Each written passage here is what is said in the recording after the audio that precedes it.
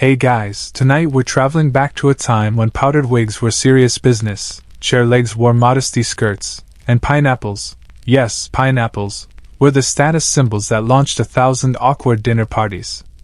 Imagine it's a bitter winter night in colonial America. Snow piles high outside a Georgian manor, and inside, everything smells faintly of candle wax, damp wool, and maybe just a little envy. The hostess adjusts her embroidered stomacher one last time, then signals the butler. With a flourish, he opens the parlor doors, revealing tonight's piece de resistance. Not a violinist, not a roast goose, not a philosophical reading about democracy. No. It's a pineapple. One whole pineapple, placed dead center on the table like a tiny, spiky sun god. The guests gasp. Someone clutches their corset in admiration. And you, watching quietly, begin to suspect, we may not survive this story with our dignity intact. So, before you get comfortable, take a moment to like the video and subscribe. But only if you genuinely enjoy what I do here.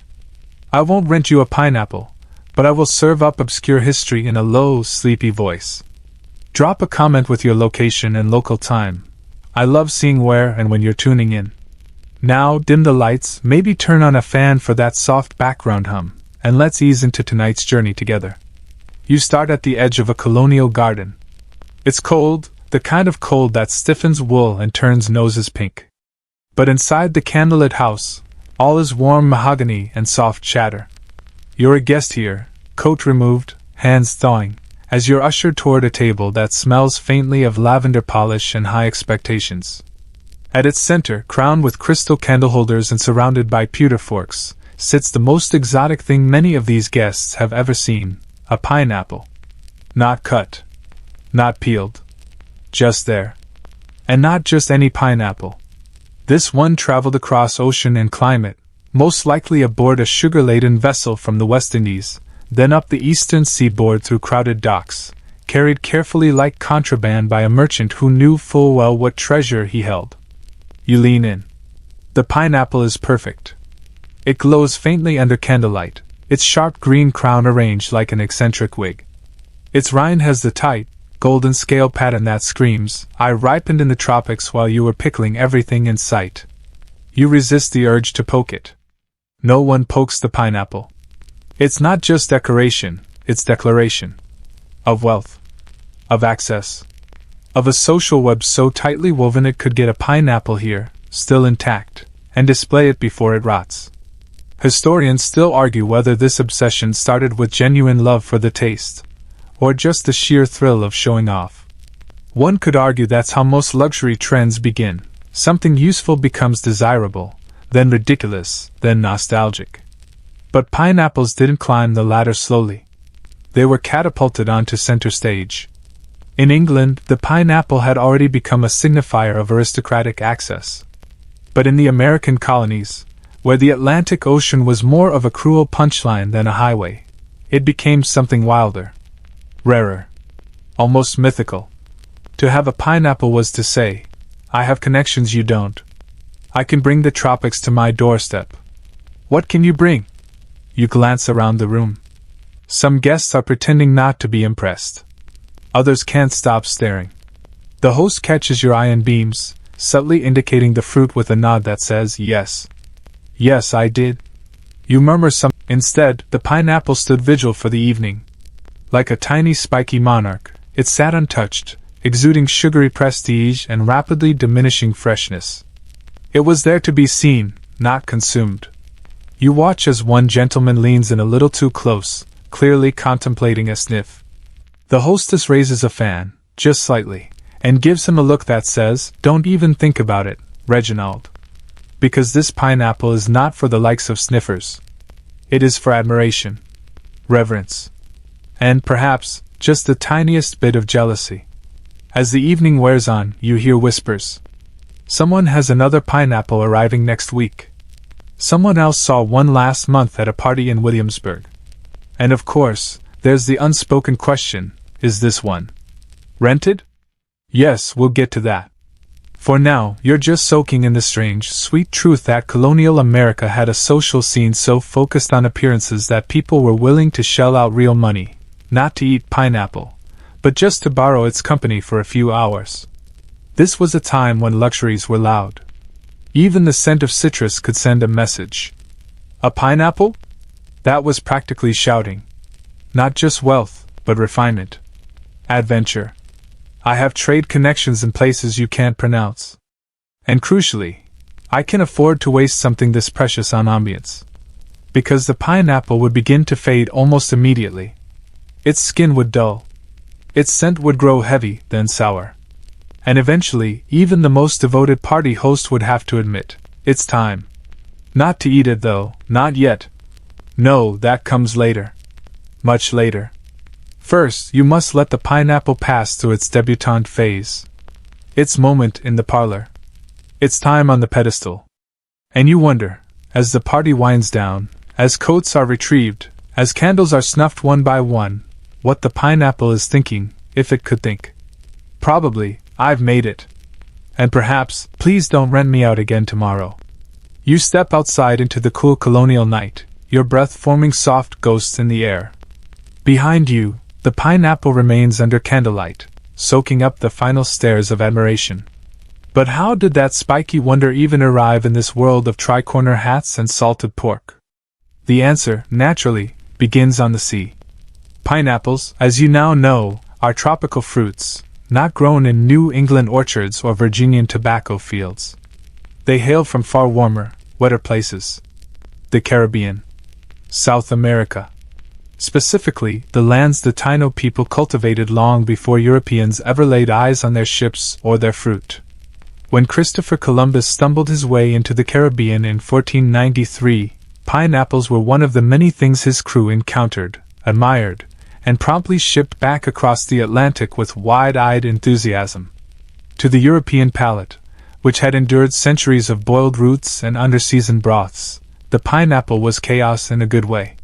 It was fragrant, sweet, exotic, and complicated.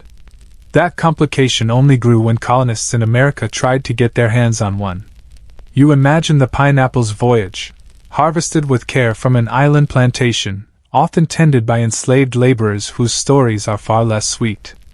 Packed with cargo, molasses, sugarcane, rum, it would be loaded aboard a merchant vessel and begin the long, dangerous trek northward. These weren't speedy ships. Storms and spoilage were constant threats. By the time the fruit reached port in Charleston, Boston, or Annapolis, its perfectly golden form was a minor miracle. And if it was perfect? Oh, the possibilities. It might be purchased by a wealthy merchant, then sold again to a society hostess. But back to the port. You walk along the wharf now, boots echoing on the wooden planks slick with seawater. Crates are stacked high beside barrels of salted fish and West Indies sugar. Sailors shout in several languages, while a few red-faced customs officials attempt to look authoritative from the shade of their tricorns. Somewhere in one of those crates, nestled carefully in straw, is a pineapple. A merchant inspects it, tilts it, sniffs it, mutters something in appreciation. It has made it intact. That alone raises its price. And that's when the social wheels begin to turn. He won't eat it. Of course not. He'll sell it, or maybe rent it. But more on that later. For now, the pineapple is loaded into a covered cart and carried into town, where it will soon sit in a shop window or private hall, gleaming like a prize. People will stop to gawk. Some will come inside and inquire. How much for the fruit? The shopkeeper smiles. To own it? Quite a sum. But to borrow? Historians still debate when exactly the pineapple transitioned from rare treat to rented ornament, but by the early 1700s, the system was in place. Pineapples didn't belong to a single person. They were a commodity in motion. Passed from one socialite to another, carefully kept whole, displayed, then tucked away again. A colonial hostess in Boston might pay a shocking price just to have one grace her banquet table for a night. She wouldn't cut it, wouldn't even touch it. It would simply be there. And once the guests had left, the pineapple would disappear quietly into its next engagement. You pass a busy storefront now, rich wood, hand-lettered signs, and a narrow glass pane displaying its current prize. A pineapple. Just one. Perfectly perched. A small group of passers-by is gathered, whispering. A young girl presses her nose to the glass. Someone dares to say aloud, "Maybe someday I'll have one at my wedding." Because this isn't fruit. It's aspiration. For colonial Americans still desperate to assert cultural refinement and economic success, the pineapple became an edible dream, if you could ever afford to eat it, that is. And the dream only grew stronger because the fruit was so ill-suited to the climate. No colonial gardens bore pineapples. They were too delicate, too exotic, too far removed from the salted earth of New England. And that distance gave them power. They were not merely imported, they were imported with difficulty. You continue walking, imagining how many hands each pineapple passed through. How many gossiping parties they illuminated. How many mahogany sideboards they graced. Each one had a story. Some were seen in Charleston on Monday, Williamsburg by Thursday, then Philadelphia by the next week. Each journey slightly bruised them. But that didn't stop the cycle. Because what mattered wasn't the condition of the flesh, it was the illusion of luxury. You picture an enterprising young man, perhaps the son of a merchant, realizing he could make more renting the same pineapple 10 times than by selling it once. He wraps it in a cloth, rides by horseback to the next town, and knocks on a door with practiced charm. "I've got one," he says. Still fresh. One night only. And just like that, another table is set. Another story unfolds. Another circle of guests leans in close and whispers, "Do you think it's real?" The answer, of course, is yes. For now. But even as the pineapple skin begins to soften and its crown droops just slightly, the legend grows. No one remembers what wine was served, or which cousin said something inappropriate about silk imports. They remember the pineapple. Because it arrived. Because it stayed, just long enough. Because it made them feel, for one night. The parlor is still humming with soft laughter, and the pineapple, yes, the very same one, still reigns from the center of the table. But tonight's crowd is different. A little more powdered wigged. They arrive in carriages that rattle along cobblestone with pretentious precision. Gloves are removed slowly, eyes are cast over the table, and subtle nods are exchanged. They've all seen one before, but still, they pause. The pineapple does that. It's a spectacle, no matter how many you've seen. Tonight's hostess knows exactly what she's doing. She doesn't draw attention to it outright. No dramatic gestures. She lets the fruit sit in silence, glowing under the chandeliers like the belle of the ball. It is not to be sliced. It is not to be served. It is to be seen. You find yourself drifting around the edge of the room, observing. There's a palpable tension, soft and elegant, but real, as each guest subtly recalibrates their social standing. Who arrived first? Who had the best shoes? Who dared to show up in last season's embroidery? And then, always, the eyes come back to the pineapple. Because to host a party in colonial America with one on the table wasn't just impressive. It was everything. A symbol of cultivated taste, of deep-pocketed trade relationships, and of unspoken, well-mannered superiority. You lean in a little. Its rind has started to dull slightly, but it still holds that improbable golden sheen. The top leaves arch like a haughty eyebrow. It's doing its job. The pineapple as centerpiece didn't originate in the colonies. It was borrowed from European practice, of course. British elites had already turned the fruit into an ornamental status object by the late 1600s. Wealthy English gardeners even built pineapple stoves, elaborate heated greenhouses where a few patient horticulturalists tried to coax the tropical fruit into growing in frosty back gardens. But in the American colonies, especially along the eastern seaboard, the pineapple became something more. It wasn't just wealth on a plate. It was arrival. The colonies, still anxious to prove they weren't a dusty backwater, seized the symbol with both hands, white gloves optional. To have one in your home was to say, yes, I may live in a place where bears still wander into the town square, but look at my table. And so the tradition grew. A pineapple wasn't simply placed. It was staged. You picture the table-setting ritual, the finest linen, polished pewter, careful spacing of candlesticks, and finally, just before guests arrive, the fruit. centered with surgical precision, sometimes propped up on a small pedestal, like a tropical saint. And once it's placed, the hostess turns into a performance artist. She glides around the room, drawing no direct attention to her prized guest but always positioning herself near it. Her hands never rest on the fruit, that would be gauche, but they orbit it, gesturing in its general direction during conversation. It's like being in a room with royalty.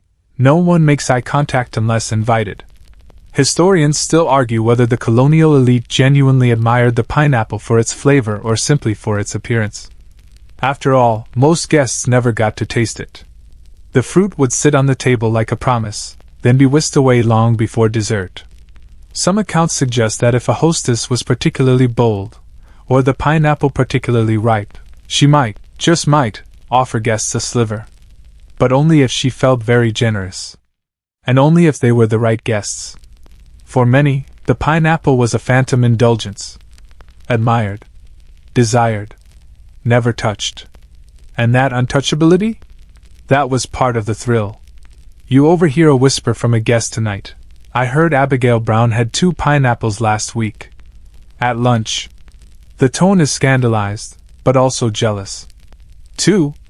At lunch? And so the social game continued. The pineapple, once an unknown curiosity, became the ultimate barometer of taste and rank. You didn't need a title if you had the right fruit. It trickled down, of course. Middle-class families, those hovering just outside the elite circle, found subtler ways to participate. Pineapple motifs began showing up in furniture carving, in wallpaper, in decorative woodwork above door frames. If you couldn't afford the fruit, you could still borrow the idea of it. You stroll past a modest parlor where a carefully embroidered sampler hangs on the wall. In its center, a squat pineapple, stitched in brown and mustard thread. It's more pumpkin than tropical, but the message is clear. Even in miniature, the pineapple said, I know what's fashionable. I belong. It's strange, isn't it? How a fruit, essentially a sugar-filled thistle with attitude, came to embody elegance. But then again, humans have always assigned power to the rare, the impractical, the unnecessary.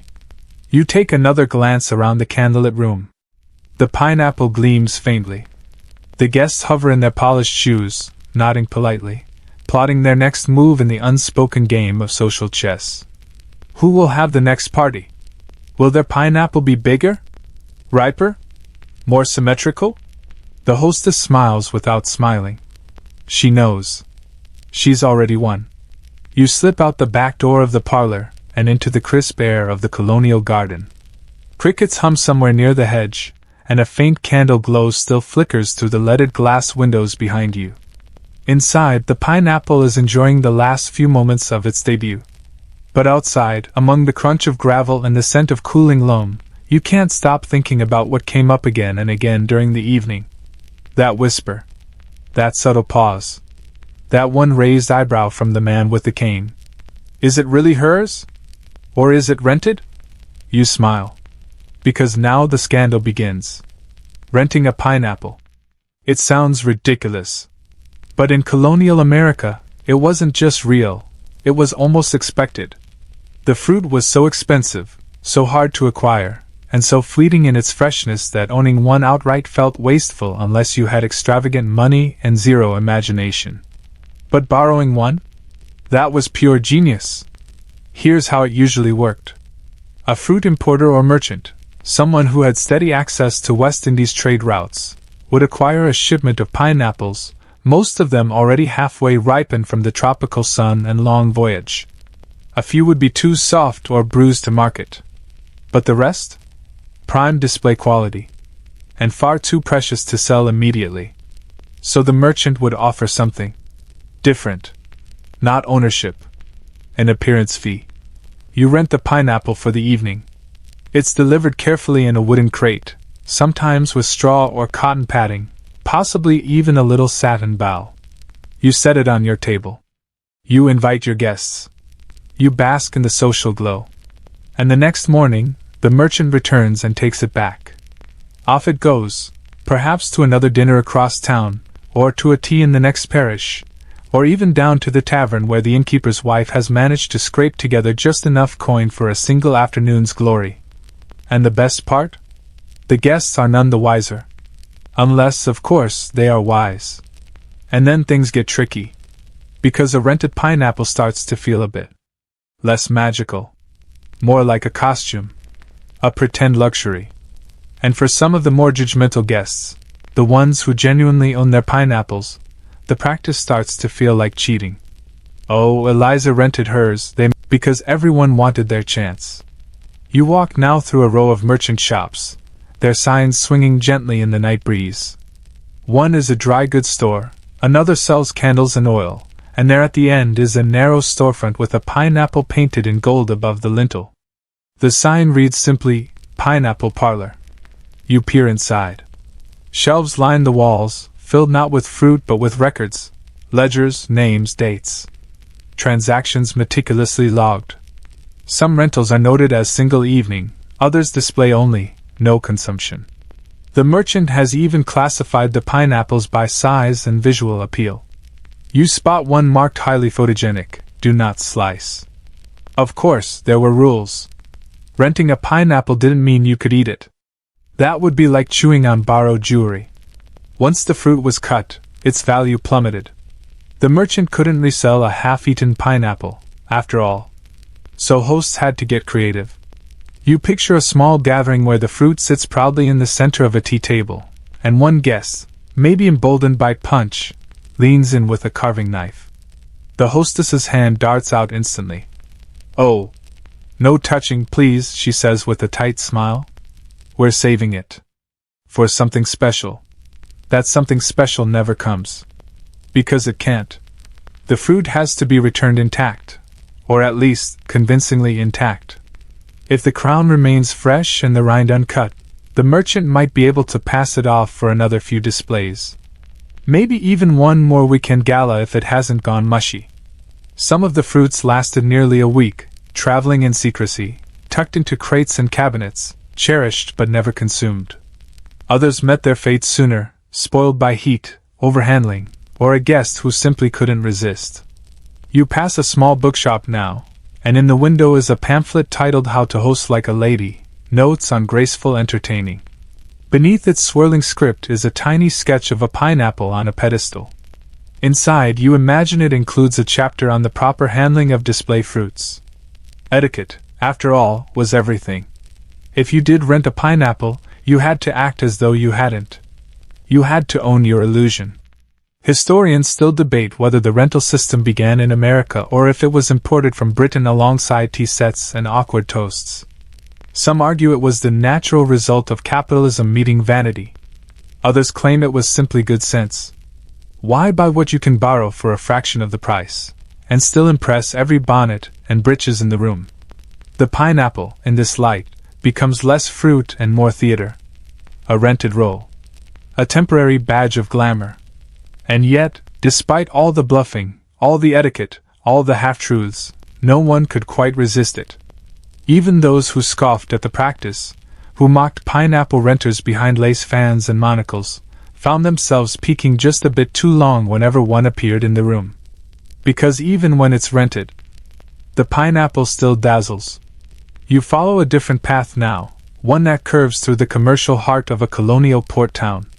The streets are lively despite the hour, flickering lanterns casting golden ribbons across brick and plank. Horses clop by slowly, hauling wagons piled with textiles, barrels, and sacks of imported goods. But you're not looking at the horses. You're looking at the man just behind them, the one in the brown waistcoat with the crate tucked carefully under his arm. You already know what's inside. A pineapple. Maybe the pineapple. It's hard to say. So many of them look the same by candlelight, just spiny silhouettes and spiky crowns. But it doesn't matter. This one has a job to do. A stop to make. A table to dazzle. And its handler? Well, he's not your average grocer. He's a pineapple middleman. Yet, back in the 18th century, a small but fascinating slice of the merchant class carved out a niche, quietly lucrative, a little bit absurd, and undeniably glamorous. These were the pineapple brokers. The fruit wranglers. the social enablers of a sugar-soaked dream. They operated somewhere between produce dealer and performance agent. And if you were lucky, or well-connected, you could rent from them the finest pineapple in town, fresh off the boat from the Caribbean, not yet bruised by curious fingertips or eager partygoers. Of course, this was not a business for the faint of heart. Pineapples had a short shelf life, and the rental game was a delicate dance of logistics and luck. One misstep, a late delivery, a rotten spot, a drop on the cobblestones, and an entire evening's illusion could collapse. So the middlemen learned to move with precision. They had routes, schedules, quiet partnerships with taverns, hostesses, and even plantation owners looking to offload their most picturesque fruit at peak ripeness.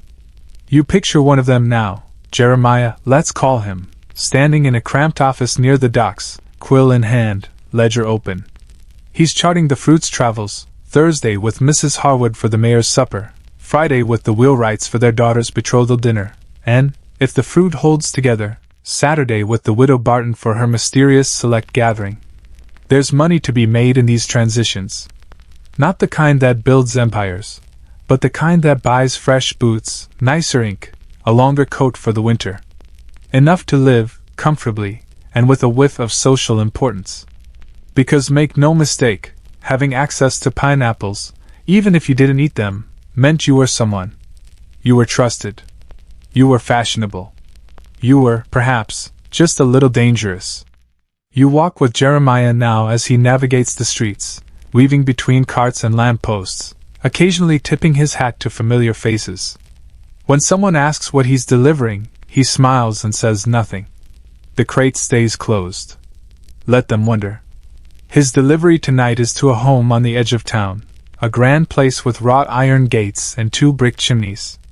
The sort of house where lace curtains flutter even when the windows are shut. He climbs the steps, knocks twice, and is met by a steward who eyes the crate with both reverence and suspicion. The exchange is brief. A small pouch of coins changes hands. No receipt. No fuss. The pineapple is lifted with a cloth-covered hand and whisked inside, destined for a silver dish and a well-angled mirror behind the banquet table. Just enough reflection to catch it twice in the candlelight.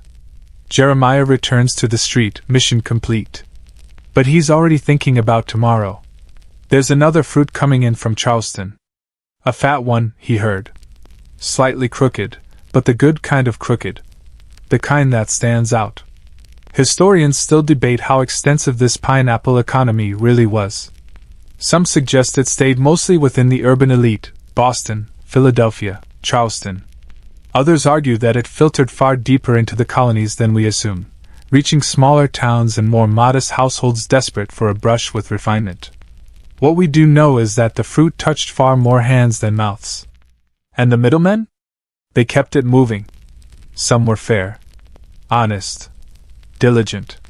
Others, not so much. You pass a tavern now where 2 men are hunched over tankards, whispering. One accuses the other of swapping his pineapple for a lesser one between parties. Claims he paid for the Harwood pineapple but got a different specimen altogether. One with a squatter base. Less glamorous frowns. I want a partial refund, he hisses. The other man's. You move on, back toward the harbor, where the scent of brine and distant sugarcane mingle in the damp breeze. Dockworkers haul crates, some marked with painted crowns, others with cryptic symbols only the merchants understand. You pass a slip where another merchant, slightly more flamboyant than Jeremiah, is inspecting his cargo by lantern light.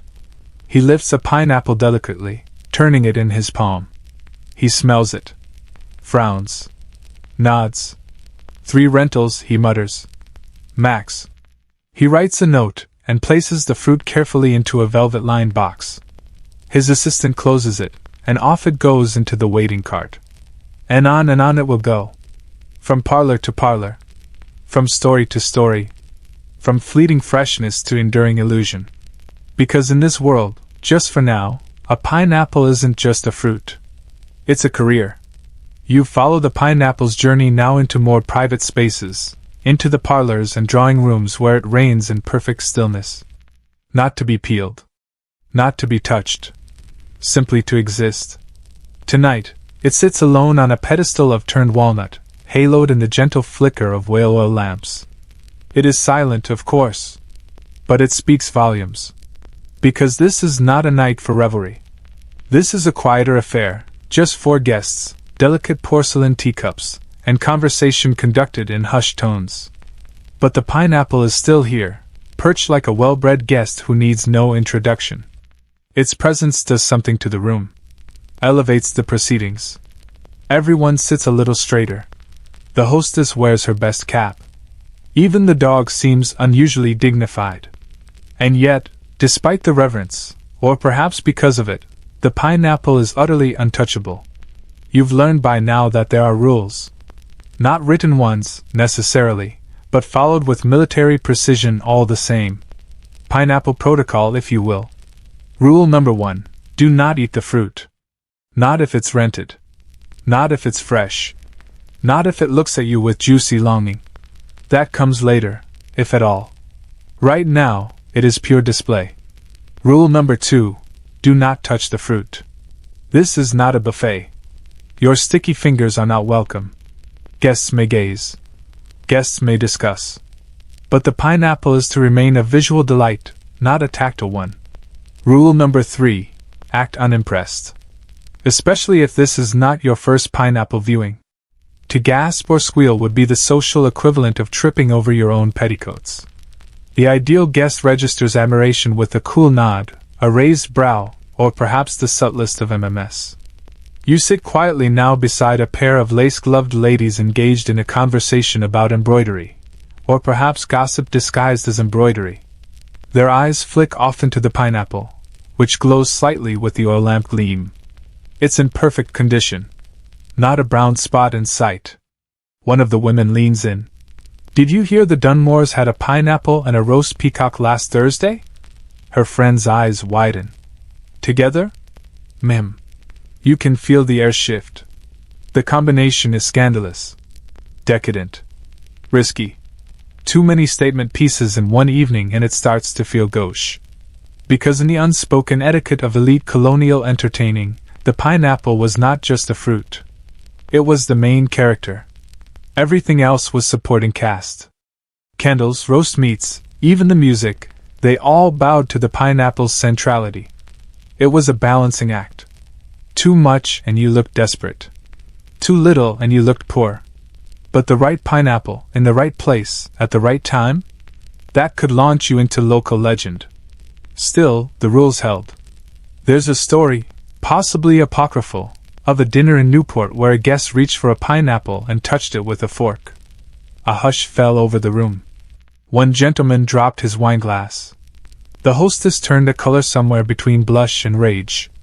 And the guest was never. Historians still argue whether this rigid etiquette was a colonial invention or simply borrowed from English sensibilities.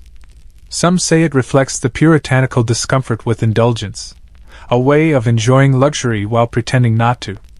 Others see it as a performance of power. I can afford this, and I don't even need to eat it. Whatever the reason, the pineapple remained locked in its golden cage. In some households, the rules were enforced with more than just icy glances.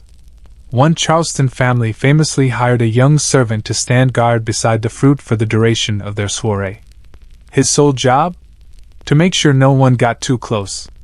He reportedly carried a feather duster, not to clean the fruit, but to gently nudge back curious fingers. In another case, the hostess herself constructed a glass cloche to encase the pineapple, like a botanical treasure.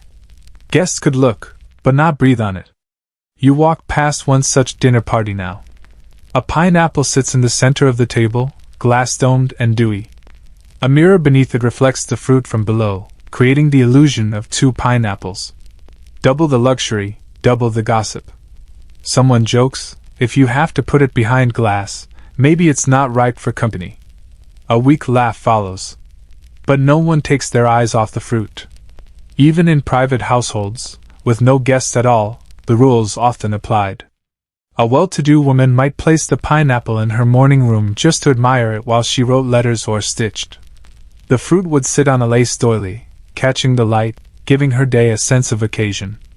But she would not eat it. Not yet. You start to feel a bit sorry for the pineapple. So admired. So desired. So completely ignored for its actual purpose. It was like being crowned queen, then immediately exiled to a pedestal where no one could touch you. Beautiful, but untouchable. Even today, the idea lingers in our cultural memory. Think about the modern hotel lobby pineapple sculpture. It's not there for nutrition. It's a symbol. Of welcome, yes. But also of status. Of control. Of the delicate line between generosity and spectacle. The pineapple taught people how to perform civility. How to wield extravagance like a fan, fluttering just enough to impress, but never enough to look desperate. And above all, it reminded them of the rules. Rules that made fruit into legend. Rules that made a dinner table into a stage. And rules that, even now, still feel just a little bit sticky. The next morning, you find yourself back in the parlor. Sunlight filters through sheer curtains, revealing dust motes dancing in the golden haze. The candles are gone, the chairs are slightly askew, and the plates from last night's feast have been cleared, but the pineapple remains. It sits now with a little less majesty. Slightly wilted, its once crisp leaves begin to curl at the edges. A faint sourness lingers in the air, like overripe sugar. You step closer and can just make out a soft spot forming near the base. This pineapple is tired. But its job isn't quite done. You're witnessing the next stage in its life cycle, the twilight days of a display fruit. It has attended its parties, posed for its portraits, sparked its whispered rivalries, and now it waits to be quietly retired. But not discarded. No, no, no. Even in decay, the pineapple can still serve. This is colonial America, after all. Nothing expensive ever dies without a struggle. Some pineapples, after completing their rental rounds, were granted one final honor, being eaten. But this was often a rushed, slightly awkward affair.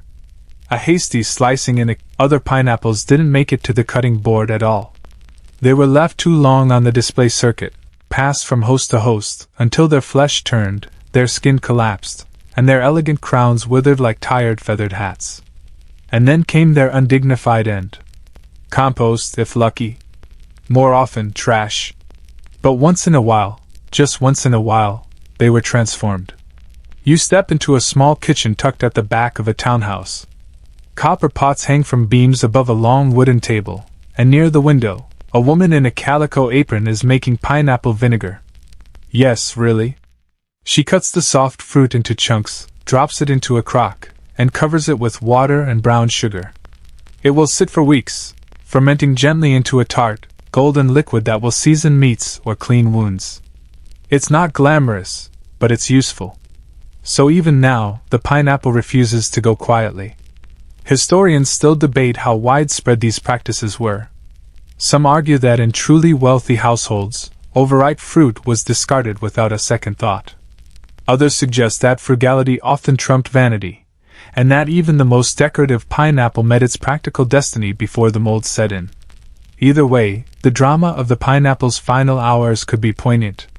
You pass by the back steps of a manor house just in time to see a houseboy gently carrying the pineapple in a cloth. He pauses near the chicken coop, then tosses the fruit just over the fence. The chickens descend upon it with enthusiasm. The pineapple, queen of the dinner table, now pecks and pulp beneath busy little feet. There's something oddly humbling about it.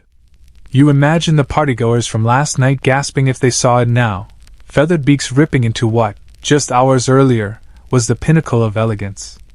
But that's life. Even fruit has a life cycle. In some cases, the pineapple's decline became an open secret. Guests at later parties could tell the fruit had been making the rounds, so to speak. They noticed the wilted top, the browning skin. But instead of embarrassment, they found something like nostalgia. Oh, it's the Franklin pineapple, someone might say fondly. Saw that one at the butler's 2 nights ago. Still holding up. It became a shared joke. A social pet.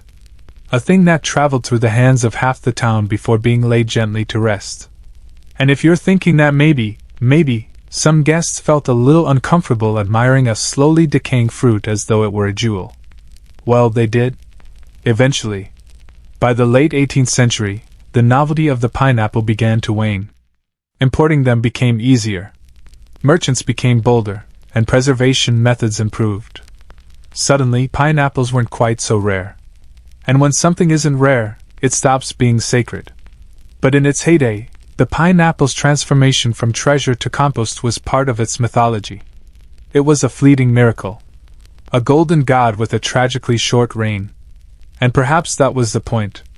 You pause at the garden gate now, looking back at the house. Through a crack in the kitchen shutters, you catch a final glimpse of the fruit resting on a cutting board.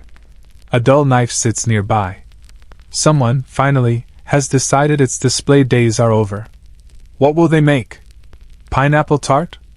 A preserve with too much spice? Maybe a cordial, if they're feeling fancy. Or maybe nothing. Maybe they'll toss the bruised pieces into the slop bucket and call it a day. But whatever happens, the pineapple has done its duty.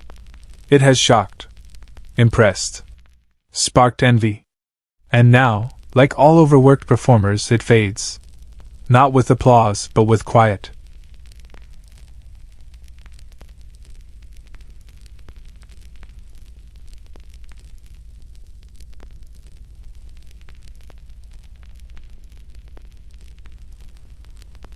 You find yourself now in a different home, one slightly less grand, but no less determined. It's a modest two-story house with low beams and a squeaky staircase, and tonight, there's a gathering, smaller, simpler, but still just formal enough to demand powdered wigs and extra candles. The guests file in politely, their smiles slightly strained, their waistcoats a touch frayed. No one here is truly wealthy, not like the families in the brick mansions uptown. But tonight, there's a pineapple on the table. Or is there? You lean in. Ah, there it is.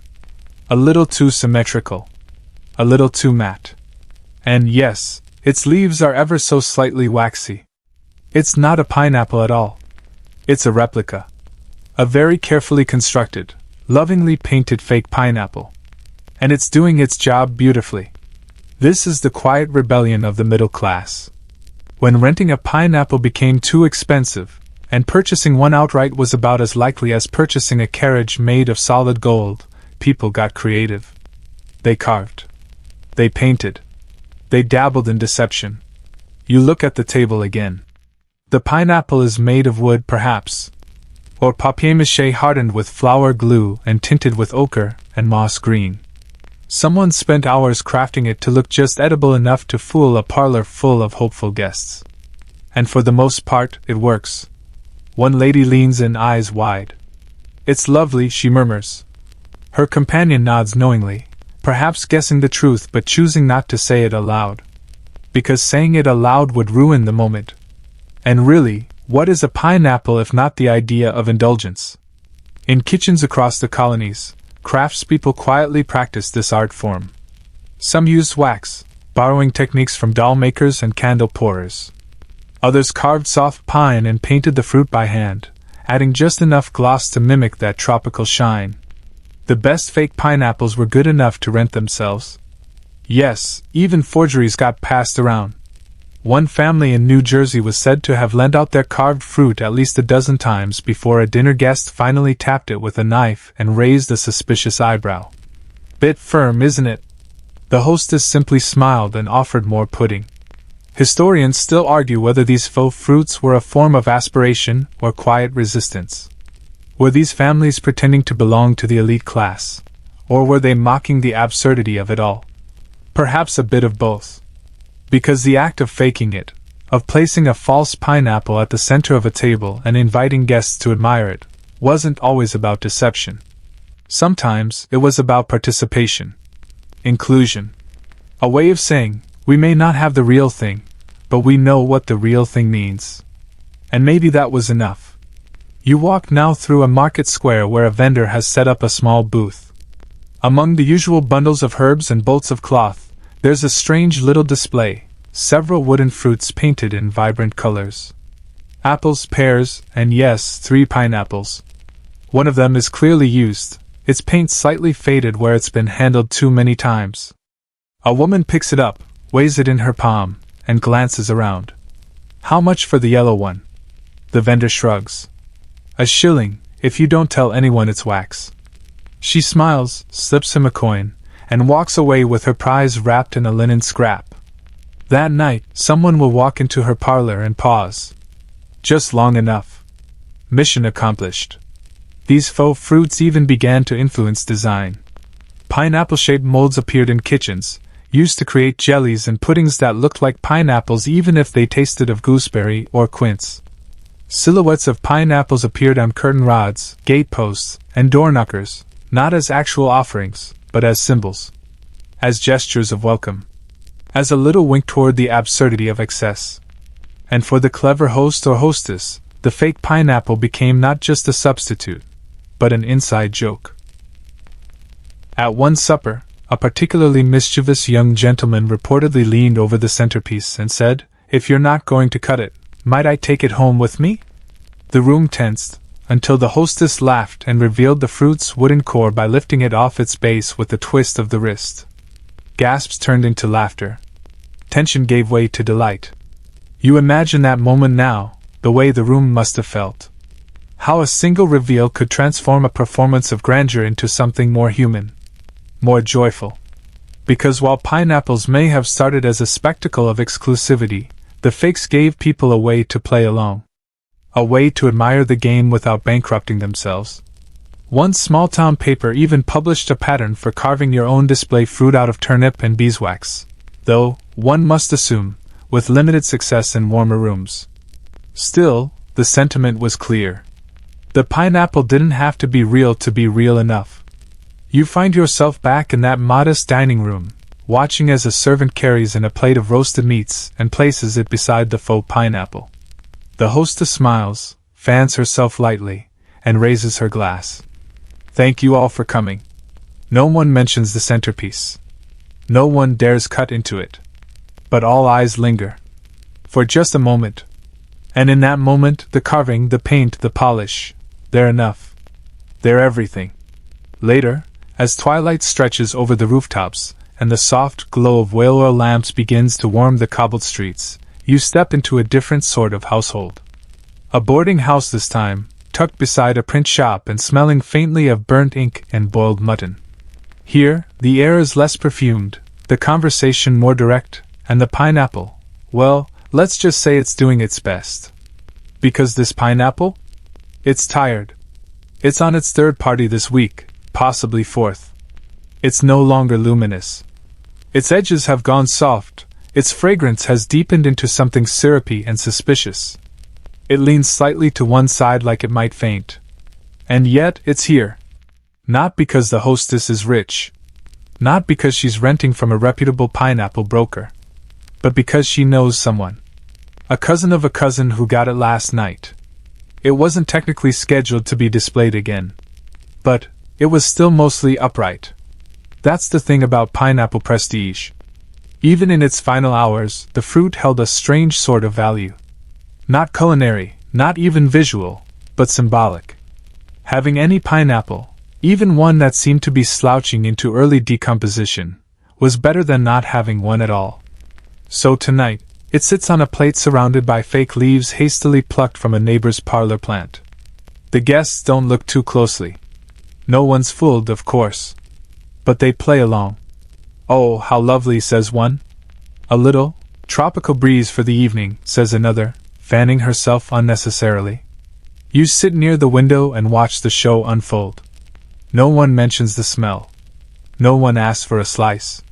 It's an elaborate shared lie, a performance everyone's in on. Historians still argue whether these end-of-life pineapples were ever actually eaten at all. Some suggest they were too far gone by the time they made the social rounds. Others insist they became ingredients in chutneys, sauces, or even early vinegar recipes, masked with enough spice and sugar to cover the overripe tang. Either way, what you're witnessing now is not a meal. It's pineapple theater. You picture the fruit's journey, its dramatic debut at the home of someone far wealthier, its glittering second act in a rented dining hall, its quiet third night among candles and claret. Now, this fourth scene, smaller, because in this house, tonight, people feel like they've made it. They sip their punch, they discuss the governor's most recent proclamation, They whisper about Abigail's fiancé and whether he really does have land near the river. And every now and then, someone glances at the pineapple. With affection. With amusement. Even with a touch of reverence. Because for all its flaws, it's still a pineapple. Still rare. Still better than no pineapple at all. You're reminded of something else. A curious little offshoot of this obsession that bloomed in the more entrepreneurial corners of colonial society. Pineapple bragging. Yes, that was a thing. You overhear it tonight in the murmured claims of past pineapple sightings. Oh, you should have seen the one at the Bradshaw's wedding. It was practically the size of a child. Not as large as the one I saw in Alexandria. That one had been imported with a handwritten note from the merchant. Real West Indian gold. These aren't just anecdotes. They're currency. Pineapple proximity is a status marker all its own. If you saw a pineapple, even just saw one, you were part of the story. You're beginning to understand that colonial America's pineapple fever wasn't about consumption at all. It was about being included in a new kind of social theater. A theater where everyone played their part. The hosts. The guests. Even the fruit. And as the night deepens, the pineapple leans just a little more.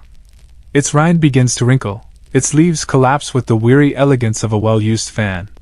But no one calls it out. Because calling it out would be cruel. Instead, the party continues. Cards are dealt. A fiddle plays softly in the next room. Someone laughs too loudly at a mild joke about corset stays. And through it all, the pineapple keeps its silent vigil. Not perfect. Not fresh. But present. You glance across the room and catch the hostess looking at it, just for a second. Her expression is hard to read, something between affection and dread. She knows this is probably the last night she'll be able to use it. Tomorrow, it might collapse altogether. But tonight? Tonight it's still enough. You linger at the door as guests begin to leave. Coats are fetched, goodbyes exchanged.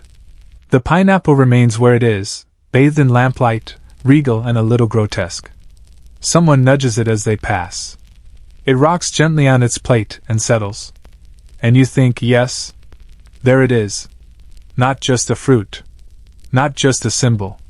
A survivor. The next morning, the pineapple is gone. Not ceremoniously retired. Not sliced and shared among devoted admirers. Simply, gone. Quietly removed, perhaps early, before the guests had even stirred from their hangovers and loose dreams. No one speaks of it. No one asks where it went. In its place on the sideboard is a bowl of apples. Honest. Local. A bit dull. You feel its absence. But don't worry, it didn't go to waste. Not entirely. You follow your nose into a modest kitchen tucked behind the boarding house, where a cook is at work, sleeves rolled up, hair pinned with functional purpose. There on the counter sits the pineapple, what's left of it, anyway. The crown is limp, the flesh a bit translucent. But the smell is still rich. Syrupy. Fermented in a way that makes your eyebrows twitch. It's being transformed into something new, pineapple shrub. Not a bush. A drink. A vinegar-based syrup for mixing with water or spirits. The cook chops what's salvageable, steeps it with sugar, then adds cider vinegar. The mixture will sit for days, bubbling slightly, growing more complex, until it's ready to be mixed with rum, or just cold water, for the more pious. This is where many pineapples ended their lives. Not at the tip of a silver knife. Historians still debate the origins of the shrub. Some trace it to English colonial sailors who used vinegar to preserve fruit juices on long voyages. Others argue it evolved independently across multiple colonial cultures as a way to stretch luxury just a little further. Either way, the pineapple shrub was the final evolution of the pineapple's journey, from exotic display to everyday indulgence. Once rare, once unthinkable, now slipping into tavern mugs and medicinal tinctures. You step through a side door into one such tavern now. Low ceilings, uneven floors, and the scent of sweat, roast pork, and pipe smoke hanging in the air like a fog that never lifts. At a corner table, a man is sipping something from a chipped ceramic mug. His cheeks are pink. He raises the mug to a friend and says, "Shrub will cure what ails you." His friend snorts. "Unless what ails you is the price." Because even in its final state, vinegar, syrup, punch, the pineapple carried weight. Its taste was still a flex. Not as loud as placing the whole fruit in a parlor, sure. But more intimate. More ingestible. Literally. To drink pineapple was to take in its myth. And for taverns looking to draw an aspirational clientele, offering a dash of pineapple shrub in your punch bowl could elevate you from middling alehouse to respectable establishment in the eyes of a few swaying patrons. You sit at the bar and watch as the barkeep lifts a glass jar from beneath the counter. Inside, the liquid is golden, cloudy, and faintly suspicious. He pours a splash into a tin cup, tops it with rum and water, stirs it once with a lazy finger, and slides it across to a weary woman with red hands and sharp eyes. She takes a sip, nods. "Still too sweet," she mutters. But she drinks the rest. There's something wonderful about this, about the slow descent of the pineapple from pedestal to punch bowl. It's as if the fruit, once too grand to be touched, finally made its way into the hands of the people. No longer guarded behind lace and etiquette. Now softened, soured, shared. This democratization of pineapple wasn't entirely accidental. As colonial trade intensified, pineapples became slightly more accessible, not common, not cheap, but no longer unicorn rare. They moved down the social ladder like ex-aristocrats, still flashy, but no longer untouchable. Which led to their final and most curious chapter, the flavor without the fruit. You stroll now past a bakery, the smell of yeast and butter wafting out into the street. Inside, on a small wooden placard, a daily special is chalked in loopy handwriting. Pineapple tart, no pineapple. You blink. You step closer. The baker, a stout woman with arms dusted in flour, explains without being asked. It's made with quince, vinegar, and lemon peel.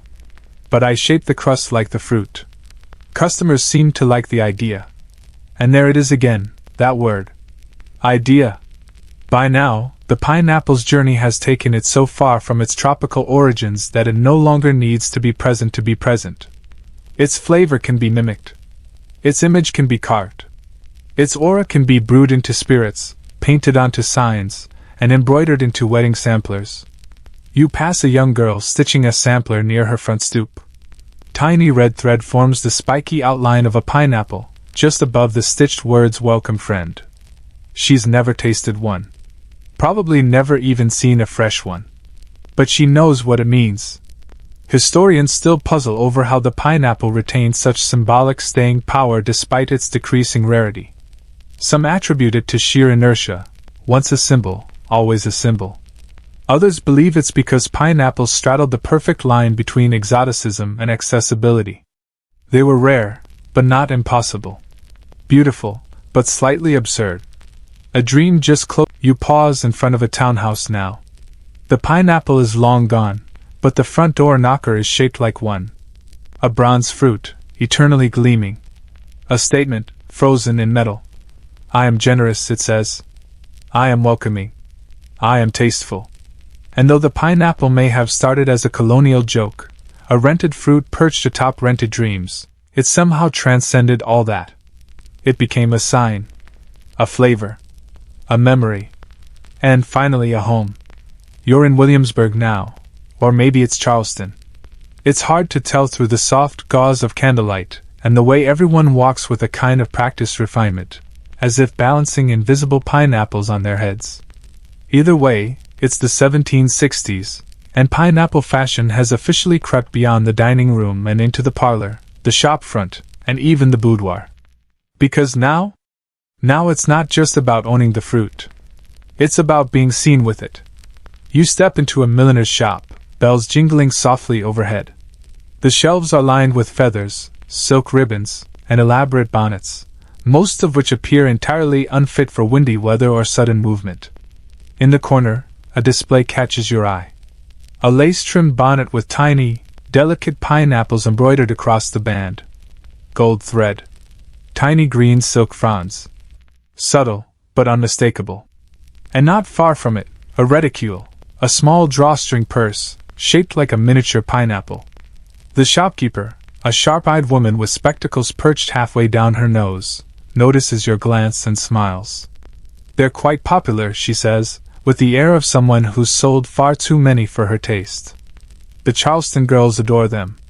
Wore them straight through Lent last year. You ask, jokingly, whether anyone has tried to eat one. She pauses. Once. A child, I believe, bit into the side of a velvet one. The pineapple had become fashion. You step back into the street and notice it everywhere. In embroidery. In shop signs. On curtain tiebacks and even weather vanes. It's on the corners of mirrors. On handkerchiefs. One proud gentleman strides by with a cane that has a pineapple-shaped knob, polished to a high gleam. He tips it slightly as he passes, as though to say, yes, I know. I'm in on it too. Historians still debate when exactly the pineapple shifted from perishable marvel to decorative icon. Some say it began when merchants began painting pineapples on their shops' signs to signal that imported goods were available inside.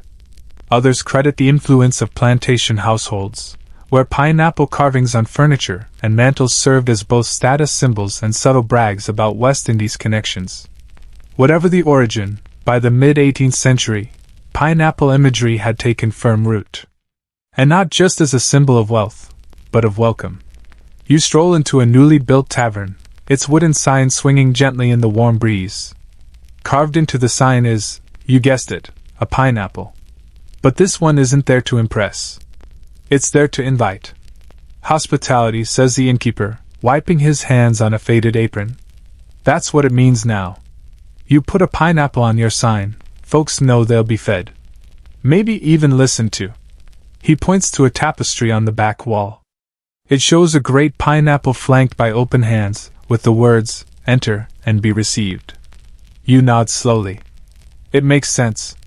When you offer someone a pineapple, you're giving away something rare. Precious. Sweet. The very best you have. So naturally, it became a gesture of welcome. Of warmth. Of generosity. Even when no actual fruit was involved. There's a small garden nearby where another layer of pineapple iconography is growing, literally. A bed of topiaries shaped like pineapples. Some are trimmed a bit too round, others are slightly lopsided, but the effort is clear. The gardener, a wiry man with sun-reddened cheeks, nods at your gaze.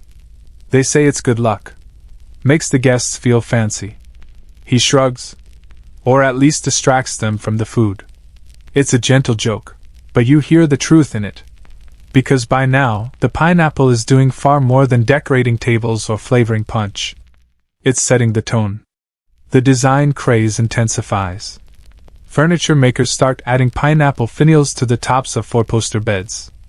Not because pineapples belong in the bedroom, but because everything stylish eventually finds its way under the quilt. You visit a wealthy household where the pineapple obsession is in full bloom. The banisters end in carved pineapples. The dining chairs have pineapple backs. The silver serving spoons have tiny pineapple motifs etched into the handles. You half expect the family dog to be named Ananas. A houseguest remarks as much, and the host chuckles. No. The dog's named Custard. Of course. There's something endearingly unhinged about it all. A tropical fruit, once feared and misunderstood, now elevated to the level of domestic deity.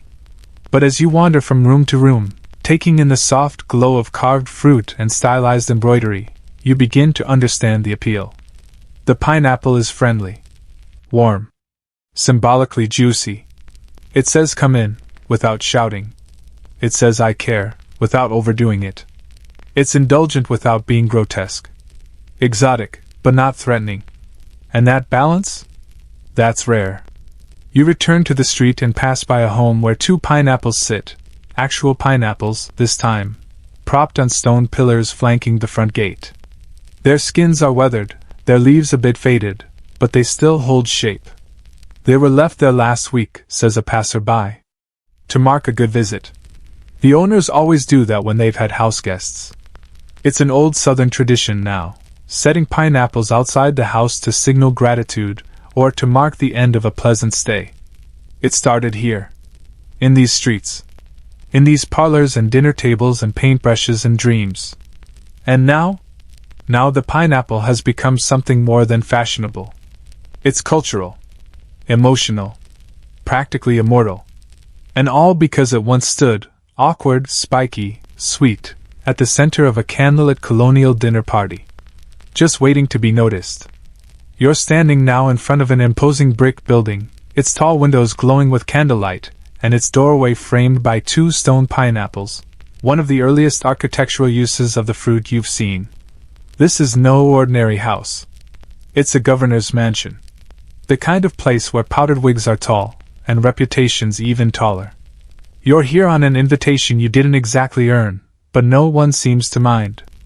Everyone is too busy admiring the star of the evening, not the host, not the roast duck, not even the string quartet in the hallway playing minuets with sleepy precision. It's the pineapple. It's back. And this one's fresh. Very fresh. Plucked recently from a ship docked in Savannah, it's firm, fragrant, and dazzling in the flickering light. It's perched on a pedestal in the grand dining hall like a visiting dignitary. Not on the table, not with the food. This pineapple has its own altar. Everyone pretends not to stare. But they do. The governor himself walks by and casually mentions it came from Jamaica, as if he'd brought it back personally tucked into his saddlebag. One of the guests murmurs something about the curvature of its fronds. You stand back and observe the crowd as they circle the pedestal like bees around a queen. And quietly you notice something odd. No one is actually approaching the fruit. They orbit it. They gesture toward it. But they don't get too close. Because this isn't for eating. It's not even for touching. It's for reinforcing something unspoken. This is political pineapple. The kind that's used not to entertain friends but to dazzle rivals. To plant social flags. To signal trade connections, economic competence, global reach. Historians still argue whether these showings actually influenced political outcomes. But we know this. Colonial governors and elite merchants frequently used pineapples, especially rare, pristine ones, as conversation pieces to establish dominance. Not through power, but through fruit. You wander out of the dining hall and into a quieter chamber. A few guests rest there, sipping wine and making low, clipped remarks about taxes and tea shipments. On a marble mantel is another pineapple, this one carved from alabaster. Probably Italian. Possibly French. Definitely expensive. You get the sense it's not just a decoration. It's a message. It says, we belong to the world. And the message works. Back then, to even have a pineapple, let alone multiple, let alone real and sculpted, meant something enormous. It meant you were plugged into the Atlantic world. It meant your ships came in. That you had friends, partners, backdoor deals with sugar barons and spice traders. That you could pull from the edges of empire and place it under glass in your parlor. All without blinking. You return to the main hall just as a servant delicately mists the pineapple with rosewater. No one notices, at least they pretend not to. But there's a new shimmer to the rind now. A soft gleam that catches the light just so. One guest leans closer and breathes in with approval. Fruity. And floral. Of course, he's lying. It smells like a pineapple. But this is a court of cultivated performance. Here, every word, every gesture, every scent is a chance to move up or protect your place. And so the pineapple is not just admired, it's performed around. One gentleman, older and a bit red in the face, tells a story about once having an entire pineapple tart in Barbados. No sharing, he insists. Ate the whole thing with a spoon. The room chuckles. Another woman recalls a ship's delay that cost her a centerpiece the previous year, forcing her to use, gasp, a cluster of lemons instead. Tragic. Everyone nods sympathetically, as if this were the culinary equivalent of a house fire. And still, the pineapple glows. You wonder what it's thinking, if it could think. It can't. It's a fruit. But still. Maybe it enjoys the attention. Maybe it resents being untouched. Maybe it longs for a simpler life in a field, beneath the tropical sun, surrounded by bees and leaves rather than lace and powdered wigs. Or maybe it's just doing its job. Historians still muse on whether the pineapple's use as political theater ever backfired. Whether a guest ever saw a pineapple and thought, "This is a little much." But most accounts suggest it worked. People remembered pineapples. They wrote about them in letters. They mentioned them in journals, in guest lists, even in wedding accounts. You leave the mansion a little dizzy from the candle smoke and the subtle terror of small talk. Outside, the evening air is cool and carries a whisper of sea salt. You pause at the base of the front steps, where 2 footmen stand watch. They eye you politely. One of them nods to the pineapple inside. "Came in yesterday," he says. You raise an eyebrow. He grins. "Left the harbor in Barbados 6 days ago. Merchant fast-tracked it." Then, after a beat, he adds with, "Even for those outside the room, the pineapple's magic touches everything. The footmen who carry it. The sailors who protect it. The merchant who insures it. The cook who peels it, eventually days later, when its work is done. The pineapple doesn't just influence society. It connects it. One spiky fruit, linking 1,000 hands across oceans, across class lines, across dinner tables and drawing rooms and vinegar barrels and velvet reticules. You glance back at the windows glowing warm in the night.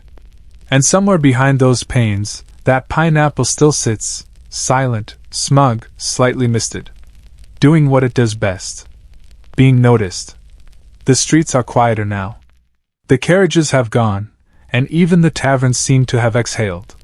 You wander past the rows of lamplit windows, each flickering square a little domestic stage, and eventually find yourself at the edge of town, where the buildings give way to orchards and open spaces. And there, almost hidden behind a hedgerow, is a building unlike the rest. A conservatory. Not quite a greenhouse, not quite a laboratory. A curious colonial hybrid. And inside, under glass panes held together with iron and care, sits a single pineapple plant. Not a carved one. Not imported. Not rented. Not wax. A real, live, growing pineapple. It's small. The fruit is barely the size of a melon, its crown pert and sharp, and the leaves splay outward like it's surprised to be here. And in a way it is. Because growing pineapples in colonial America was a long, slow, and truly ridiculous process. And some people absolutely insisted on doing it. You step through the conservatory's door, the air warm and heavy with a hint of citrus and moss. The gardener, an older man in a fraying waistcoat, nods to you but doesn't speak. His eyes are on the pineapple. Tender, proud, maybe a little apologetic. It's taken him nearly 2 years to grow this. 2 years. That's how long it takes for a pineapple plant to mature and bear fruit in a non-native climate. The soil must be right. The heat must be steady. The humidity has to be fussed over like a toddler with a fever. And even then, it's entirely possible the plant will die in its infancy or stubbornly refuse to fruit. Historians still argue whether colonial pineapple growers were scientists, hobbyists, or just gluttons for punishment. Likely, they were all three. Because for the right sort of colonial gentleman, or gentlewoman, growing your own pineapple was the ultimate achievement. Not only could you display it, but you could say you raised it yourself. As if the pineapple were a prize hog or a promising son. You crouched beside the pot and examined the soil, dark, peaty, slightly warm. You can see how much effort's gone into this. Special compost, terracotta tiles for warmth, clever little water capture systems. And all for one pineapple. One single, precious fruit. And you realize, this isn't about fruit at all. This is about control. Imported pineapples were subject to shipping delays, spoilage, brokers who haggled too hard. They were luxury, yes, but luxury borrowed. But growing your own? That was yours. That was complete command over the object of desire. It's tempting, isn't it? You imagine the moment this gardener will lift that fruit from the plant, gently, carefully, like a relic. He might display it for a week. Maybe rent it out to a friend. Maybe he'll slice it and serve it on pewter plates to a select group of guests, and tell the story of its cultivation while they chew. Or maybe he'll never pick it at all. Maybe just having it is the point. You walk to the far end of the conservatory where more pineapples grow in staggered pots, some young and green, others just beginning to fruit. There's a rhythm to it. A system. You get the sense that used to be they called it gardening, he says, voice soft with age. Now they call it madness. You ask why he keeps at it. He shrugs. Because it still works. You sit someone down in a room with a real pineapple, and their face changes. You nod. You've seen it. He chuckles to himself. I had a lady come through last spring, Boston type, all starch and silence. She looked at my biggest fruit and nearly cried. You glance back at the plant, sunlight pooling around it like praise. It's beautiful. And it's earned. Not rented, not carved, not passed from parlor to parlor like gossip. This pineapple has roots. Literally. It's not just the fruit of leisure, it's the fruit of labor. And that shift matters. Because for the rare few who could pull it off, growing your own pineapple was like growing a myth in your backyard. An act of gentle defiance. A way of saying, I won't just show off, I'll create the thing you covet. There were even manuals, early horticultural treatises passed around among the well-to-do with diagrams of pineapple plants and detailed instructions on glasshouse temperatures, soil composition, and winter covering methods. They read more like wizard scrolls than farming guides. One gardener claimed that talking to the fruit helped. Another insisted you must never water on Thursdays. A third swore by the influence of box harpsichord suites played weekly to stimulate fruiting. You chuckle at that last one. And then realize he might not have been wrong. The gardener taps his pipe out on the stone sill and looks at the plant. Won't be long now, he murmurs. You can smell it before you see the change. Just the faintest sweetness. You believe him. It's late afternoon now, the light turning amber and soft through the glass. The gardener offers you a stool, and you sit in companionable silence, watching the pineapple bask in its hard-earned glow.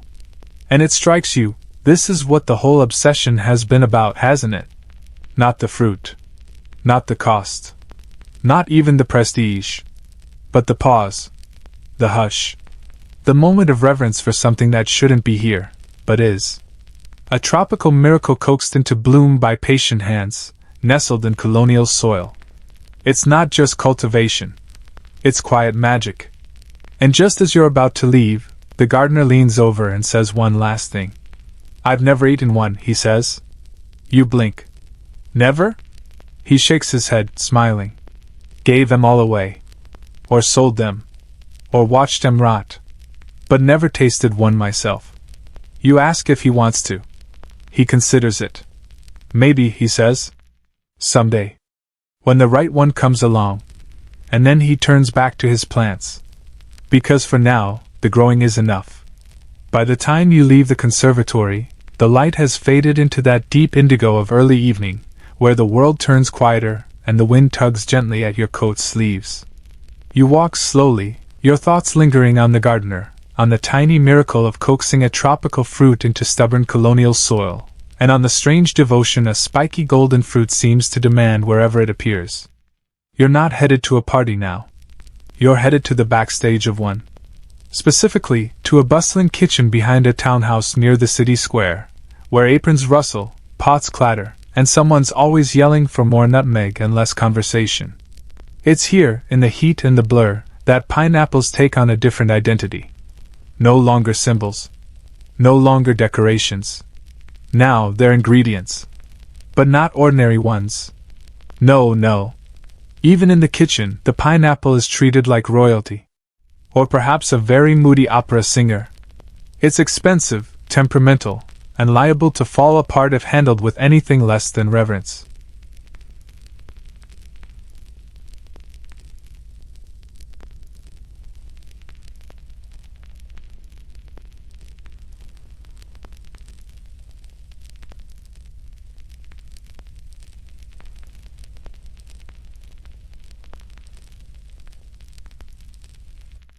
The cook, a wide-shouldered woman named Agatha with a voice that could cut through molasses, shows you what she's working on. A pineapple pudding, carefully layered with breadcrumbs, beaten eggs, and cream. The pineapple itself is cooked down to a soft, golden mash. Not too sweet. Not too sharp. I only get one every other month, she says, not looking up. Got this one off a sea captain whose brother owed me a favor. You raise your brows. She smirks. A long story involving laundry and a broken railing. But that's not your business. You watch as she grates a bit of nutmeg over the dish, then slides it into the hearth oven, where it joins an army of pies, roasts, and bubbling sauces. Gonna serve it with hard sauce, she mutters. It's a risk. Guests like to pretend they've eaten pineapple before, but I can always tell. You ask how. They look surprised, she says, tapping her spoon once on the table. Real pineapple does that. It wakes the mouth up. Makes everything else taste lazy. And you believe her. Because here, in the clattering noise and steamy air of a working kitchen, the pineapple has lost none of its power. If anything, it's more impressive. It's no longer just a thing to admire from a distance. It's something that must perform. Perform in pudding. In tarts. In syrup-soaked cakes. Even, occasionally, in pies, though that's hotly debated. Historians still argue whether colonial pineapple pie was ever truly popular, or if it was one of those dishes that existed mostly in ambitious cookbooks and highly aspirational supper plans.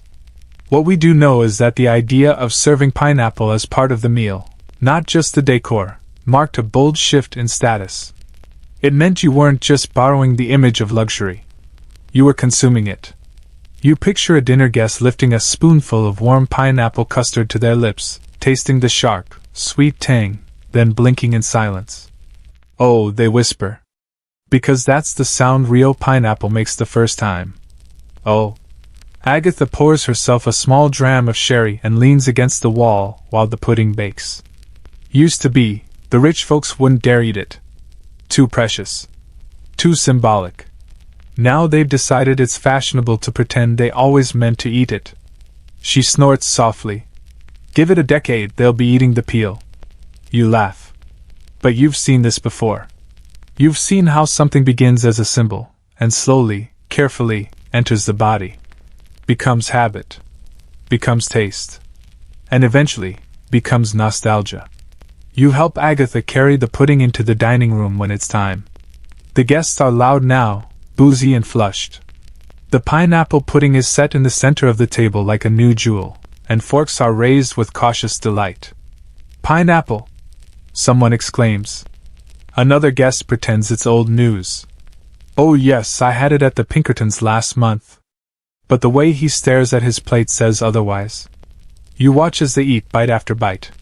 The conversation dims. Someone actually sighs. Agatha winks at you from the door. Then someone asks the inevitable question, where did it come from? And the host, clearly prepared, says something vague about a merchant friend in St. Kitts, and how the pineapples were loaded directly into the captain's cabin to avoid bruising. It might be true. It might be embellished. But no one cares. Because right now, their mouths are full of something impossible. Pineapple pudding. You slip back into the kitchen, where Agatha is already scrubbing a pan with more energy than is strictly necessary. Think they liked it? You ask. They'll write about it in their diaries like it was a spiritual experience, she says flatly. And tomorrow, they'll ask if I can make it again with local. But you also feel something, some tenderness for this fruit that has been sliced, baked, sugared, and served like a sacrament. It came so far. Survived so much. And ended its journey not in a painting or on a pedestal, but inside a story told at a dinner table, carried on the taste buds of people who will never forget the shock of that first sweet, tart bite. Agatha plunks the pan onto the drying rack and pours herself another thimble of sherry.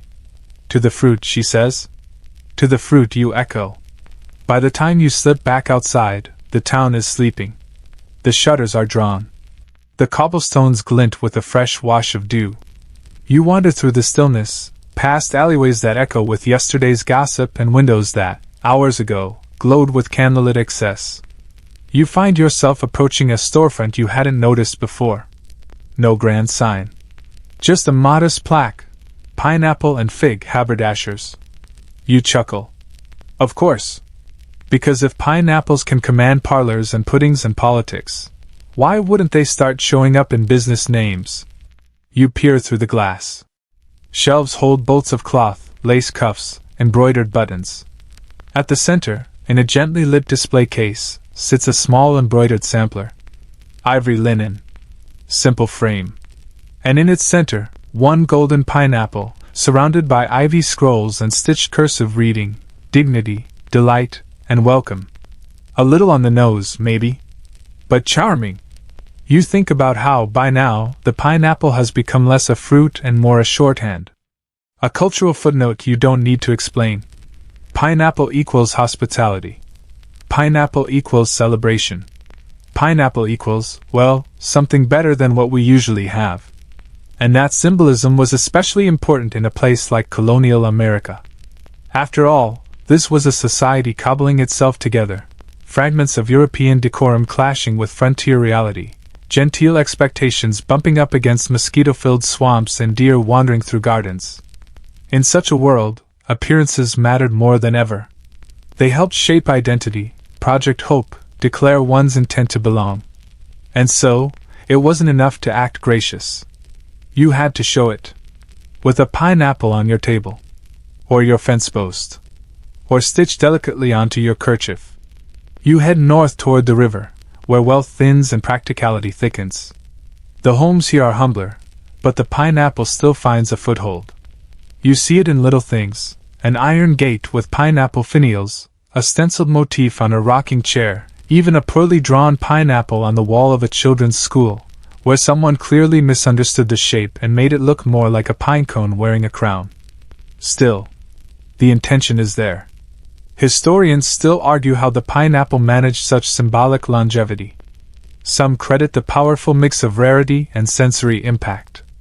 Others say it simply rode the wave of maritime romanticism that surrounded Caribbean goods, rum, sugar, molasses, and caught the popular imagination at just the right time. But here's what's undeniable. Wherever the pineapple appeared, it stuck. You pause at a small chapel. It's closed for the night, but you peer through the cracked wooden shutters and spot something extraordinary. Not a cross. Not a chalice. But a hand-carved pineapple, perched at the base of the lectern. It's not religious. But it's reverent. The pineapple had even found its way into sermons, not as theology, but metaphor. Ministers sometimes compared the pineapple's rarity and beauty to the blessings of divine grace. One particularly ambitious preacher reportedly used a pineapple in a sermon titled, "The Fruit of Heaven, Costly Yet Freely Given." You imagine how that must have played to a congregation who'd never seen one outside a painting. Or tasted one at all. You walk on.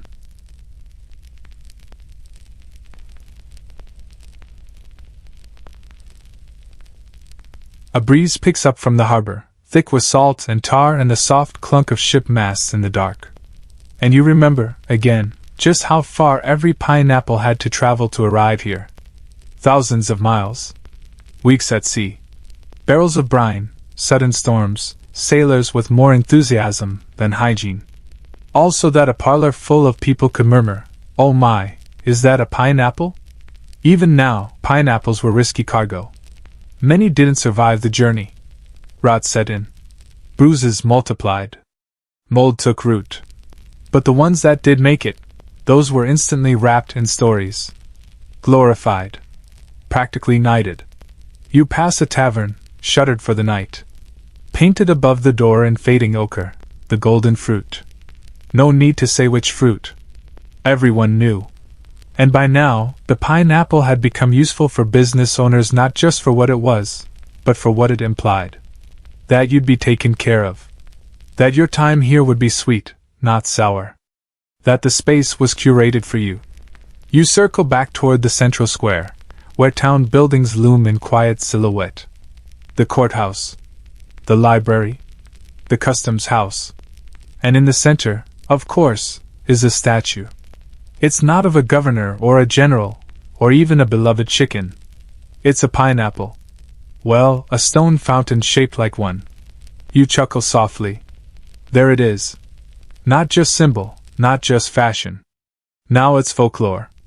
You sit beside it, listening to the trickle of water echo off cobblestone, and you wonder how many people have paused here over the years. Visitors, lovers, travelers from up the coast, all comforted by the quiet promise of something familiar and welcoming.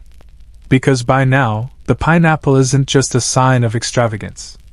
It's an anchor. A little beacon of civilization, perched wherever someone hoped to say, "You're safe here." And the best part? It doesn't matter if the person seeing it has never eaten one. It's the idea that counts. You lean back and close your eyes. Somewhere, a night bird sings. Somewhere else, a ship creaks against the dock. And in your mind you see it again, that first parlor, that first glistening pineapple on a silver plate, standing tall in the candlelight, doing its impossible job. Being both real and imagined. Both fruit and fable. And somehow, enough. Morning comes soft and slow, seeping into the edges of town like cream swirling into coffee. You wake to the sound of hooves on dirt roads and shutters creaking open. A rooster announces himself a little too confidently from somewhere nearby, and you decide to head to market. Not the neat, tiled kind with iron-framed stalls and wicker baskets of overwashed lettuce. No, this one's more chaotic. Barrels, carts, cloth canopies strung between poles, and voices, everywhere, voices. Haggling, laughing, muttering. A tangle of sound and smell. And here, amid the mess and early morning chill, you find them, the pineapple dealers. 3 stalls down from the cider press, tucked between a fishmonger and a woman selling gooseberries, is a small, unmarked table. No sign. Just a crate. And inside it, 2 pineapples. You recognize that look immediately. They're real. And they're fresh enough to matter. A man stands behind the crate, arms folded, expression unreadable. He doesn't call out like the others. No barking of prices. No promises of ripeness. He knows he doesn't have to. Pineapples, by now, sell themselves. You edge closer and realize there's a subtle rhythm to the way people approach. No one lunges. No one touches. They hover. They ask in hushed tones. Occasionally, someone points, and the dealer gives a slight nod, no more than that. It's not a fruit stand. That pineapple is spoken for. Rented. Historians still puzzle over the logistics of the pineapple trade in bustling colonial towns. Some claim there were actual networks of brokers, people who didn't just sell pineapples but circulated them. They had contacts, schedules, routes. A single fruit could appear at 3 separate dinners in 1 week, sometimes in different towns, before being quietly returned, cut into preserves, or tossed into a compost heap like an exhausted debutante. This was the pineapple underworld. You drift closer to the dealer. He catches your eye and gives a curt, respectful nod. A nonverbal "you know what this is." You ask, carefully, if the second pineapple is available. He looks you over, your boots, your coat, your uncertain posture. "Maybe," he says. Then pauses. "Depends if you're using it, or showing it." That's the central question, isn't it? Will this pineapple be eaten, or will it live a glamorous, brief career perched on fine linens and admired from across a room? You tell him the truth, you're not quite sure yet. He smiles, just barely.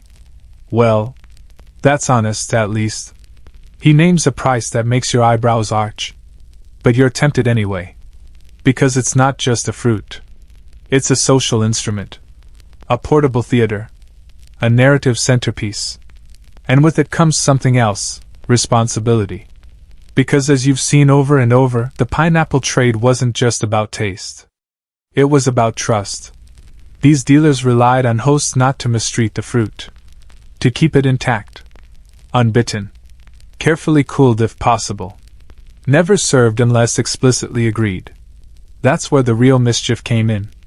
You take a walk through the alleys behind the market, places where fewer rules apply. Where things fall off ships, and where items can be bought, conditionally. There, behind a tobacco shop, you spot him. A boy. No older than 12. Grinning like he's holding a secret. From the folds of his coat, he reveals a small, lopsided pineapple. Not a pretty one. Bruised on one side. Missing several crown leaves. But it's real, And probably stolen. 2 shillings, he says. You raise an eyebrow. 1 shilling and I carry it to your door. You chuckle, then ask where he got it. He shrugs. Dock crate. Of course. For every official pineapple making its stately rounds, there were others moving through less dignified channels. Pilfered from shipments. Bought off sailors. Sold out the back door of storage houses by workers looking to pocket a little something extra. And there were customers for these too. People who couldn't afford a perfect specimen, but wanted just enough pineapple to flavor a punch bowl or stage a minor social miracle. You return to the market square, where another pineapple dealer has set up a more theatrical operation. He stands on a crate, holding a pineapple aloft like it's a holy relic. From Antigua, he declares. Ripened on the voyage. The fruit is visibly withered. Still, a small crowd gathers. He spins a tale of the ship's narrow escape from a storm. Of the pirate sloops seen on the horizon. Of the sailors who wrapped each pineapple in cotton and prayed. The crowd eats it up. Not the pineapple. Just the story. You see now that this isn't just a trade. It's a performance economy. Pineapples were valuable not only because they were rare, but because they came with stories attached. Each fruit had a provenance, a backstory, an arc. This one arrived in a diplomatic pouch. This one came in a wedding convoy. This one was hidden under sacks of nutmeg to avoid thieves. It was fruit with a narrative. And in a world without TikToks or tabloid headlines, people devoured stories like that. Historians still debate whether these stories were invented whole cloth, or if some kernels of truth kept them grounded. But what's certain is that a pineapple accompanied by a good story fetched more attention, and more money. You glance once more at the dealer with the ledger. He's closed the crate now. The second pineapple? Gone. You missed your chance. Or maybe you didn't. Because the boy in the alley? Still watching you. Still holding that battered fruit with a smirk that says, you and I both know this is just as real as theirs. And he's right. It's not the price. Not even the perfection. It's the possibility. You give him 1 shilling. He grins, hands over the pineapple, and vanishes down the alley like a greased squirrel. You hold it gently, cradled like something precious. It smells sharp, sweet, faintly of overripe citrus and a bit of mischief. And you think, tonight, this will be the centerpiece. Bruised, yes. Slightly tilted. But full of story. You carry the pineapple home like it's made of glass. Not because it's fragile, though, given its battle scars, maybe it is, but because something about it demands reverence. Not the expensive, showy kind, but a quieter respect. A knowing nod to the miles it's traveled and the hands it's passed through. Back in your borrowed room above a tailor's shop, the afternoon sun casts gold across the windowsill. You set the pineapple down carefully on a small table. It looks oddly regal here, lopsided crown and all, like a slightly rumpled noble at the end of a long voyage. You light a candle. You fetch a knife. And then you pause. Because once you cut it, it's over. No more centerpiece. No more anticipation. No more mystery. Just fruit. Delicious, yes. But final. So instead, you sit with it for a while. You imagine all the places this pineapple could have gone. It might have been destined for a governor's table. Maybe a merchant's anniversary dinner. Maybe the debutante ball of some sugar baron's daughter, where it would sit surrounded by marzipan roses and absurd candle arrangements. Instead, it's here. With you. Historians still argue whether people in colonial households genuinely liked the taste of pineapple, or if it was all for show.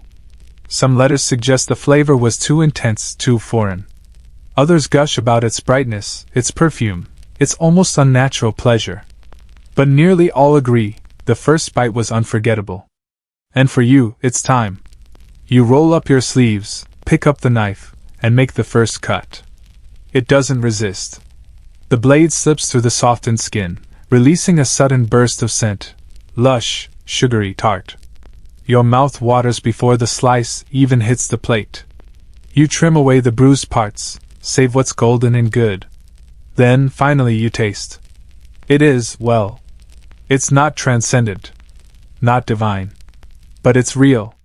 Real in a way few things are. Juicy, fibrous, sweet and tangy all at once, with a faint metallic aftertaste that feels oddly grounding. It's like biting into sunshine, filtered through hardship.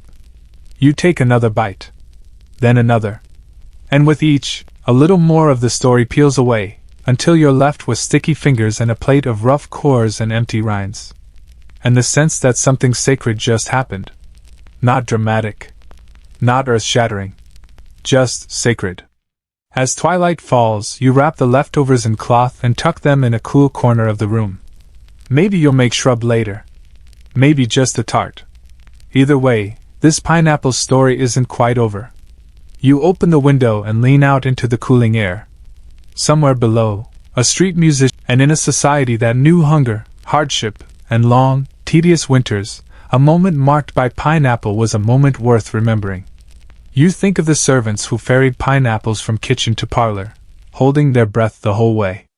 Of the cooks who guarded their pineapple recipes like trade secrets. Of the hosts who smiled too wide as their guests gasped at the centerpiece. And you realize, everyone, at every level, was complicit in this fruit's mythology. It wasn't just a prop. It was a shared illusion. A communal dream. You lie back on the narrow bed, hands still faintly sticky. The scent of pineapple clings to your skin. Outside, the stars start blinking one by one, quiet and unhurried. And you remember something the gardener said. You can smell it before you see the change. Maybe that's true of more than fruit. Maybe that's true of everything rare, and sweet, and slightly ridiculous. You sense its presence before you ever hold it. You feel its weight in a room before anyone speaks. And when it's finally gone, the air feels different. Lighter. Emptier. But not sad. Because you got to be part of it. Just for a moment. You close your eyes and picture the pineapple again, whole, uncut, golden and defiant. The kind of thing that shouldn't have made it this far. And yet did. Against the odds. Against logic. And somehow, because of people like you, people who carried it, rented it, embroidered it, stole it, baked it, raised it in hothouses, turned it into syrup, gave it names, told it stories, it did. The fruit became folklore. And the folklore? Became something sweeter. Something that still lingers, centuries later, in doormats and curtain rods, bakery signs and guest towels. Welcome. Warmth. Delight. 3 little messages tucked into a crown of leaves and a suit of armor. You open your eyes to darkness. The pineapple's gone now. Eaten. Lived. Finished. But the story? The story is still unfolding. Morning again, and with it, the sound of a broom brushing against stone. You watch from the window as the shopkeeper downstairs sweeps yesterday's footprints into neat little piles, oblivious to the soft procession of fruit memories drifting past your half-awake thoughts. You're not quite ready to let the pineapple go. Not just yet. So you wrap the last few softened slices, the real treasures, sun-drenched and sticky, in cloth and head out. Not with a clear plan, but with the same impulse that led someone, once upon a colonial day, to plunk a pineapple in the center of a table and say, "Here. Look." You wind through town until you reach the house of someone you met a few evenings ago, a seamstress named Elsie, who embroidered pineapples onto handkerchiefs and rolled her eyes when her clients demanded more of them, always more. She says she's hosting a naval officer, Elsie had sighed, sipping cider. So naturally she wants pineapple edging. As if the fruit will salute back. You liked her immediately. You knock on her door. She opens it still in her dressing robe, surprised, then curious, then genuinely delighted when you hold up the cloth bundle. Inside, pineapple slices, slightly bruised, but fragrant. You expect her to ask where you got them. She doesn't. She says, "I'll fetch the plates." 10 minutes later, you're seated across from her, sharing the leftovers on mismatched porcelain. The fruit is cool now, mellow. Less showy, more companionable. A fruit for friendship, not fanfare. You talk about everything and nothing, and you realize this is what happens to the pineapple after the party. After the rental. After the rot. It returns to people, to mouths, to kitchens, to conversations. It becomes something edible again, honest again. But not always. Because sometimes, just sometimes, it never gets eaten at all. You remember a story the conservatory gardener told you, about a wealthy widow who displayed the same pineapple every day for 2 weeks during her daughter's engagement period. The fruit had been smuggled in through friends in Barbados, and she'd paid a small fortune. It was never sliced. By the end of the fortnight, it had sagged, softened, and begun to sprout mold from the crown. Still she kept it on the mantelpiece, surrounding it with cut roses and fine linen doilies. Guests whispered, held their breath, smiled politely. Eventually it collapsed in on itself. Someone tossed it behind the garden wall. A local pig ate it. That, too, is a kind of legacy. Historians still argue whether pineapples were more often eaten or merely endured. A paradox of plenty. You spend days admiring it, but the moment you consume it, it's gone. No more centerpiece. No more display. No more story to pass around. So many chose not to eat. They'd let the pineapple sit until it withered into memory, then slip it quietly into the kitchen bin or compost pile. An elegant fruit funeral. But for others, the afterlife of the pineapple was just as dramatic as its debut. Jams, shrubs, syrups, cakes soaked in rum and honey, pineapple peel infusions for coughs. Even hair pomades, yes, hair pomades, scented with pineapple rind and rosewater. In kitchens all over the colonies, pineapples became flavor ghosts. Their presence lingered in recipes long after the fruit itself disappeared. And there were the illicit recyclers. Enterprising cooks who, once the pineapple had served its display duty, would quietly slice off the best parts and serve them as surprise additions. Tropical trifle, one housewife called it. Midsummer magic, said another. Servants sometimes saved scraps for themselves, peels boiled into syrup, fibrous cores chewed like candy. Waste not, want not. And if you were clever, you'd repurpose the very shell. You recall an account from Boston of a hostess who served punch in a hollowed-out pineapple rind, rimmed with sugar and floated with petals. It wasn't just a drink. It was theater.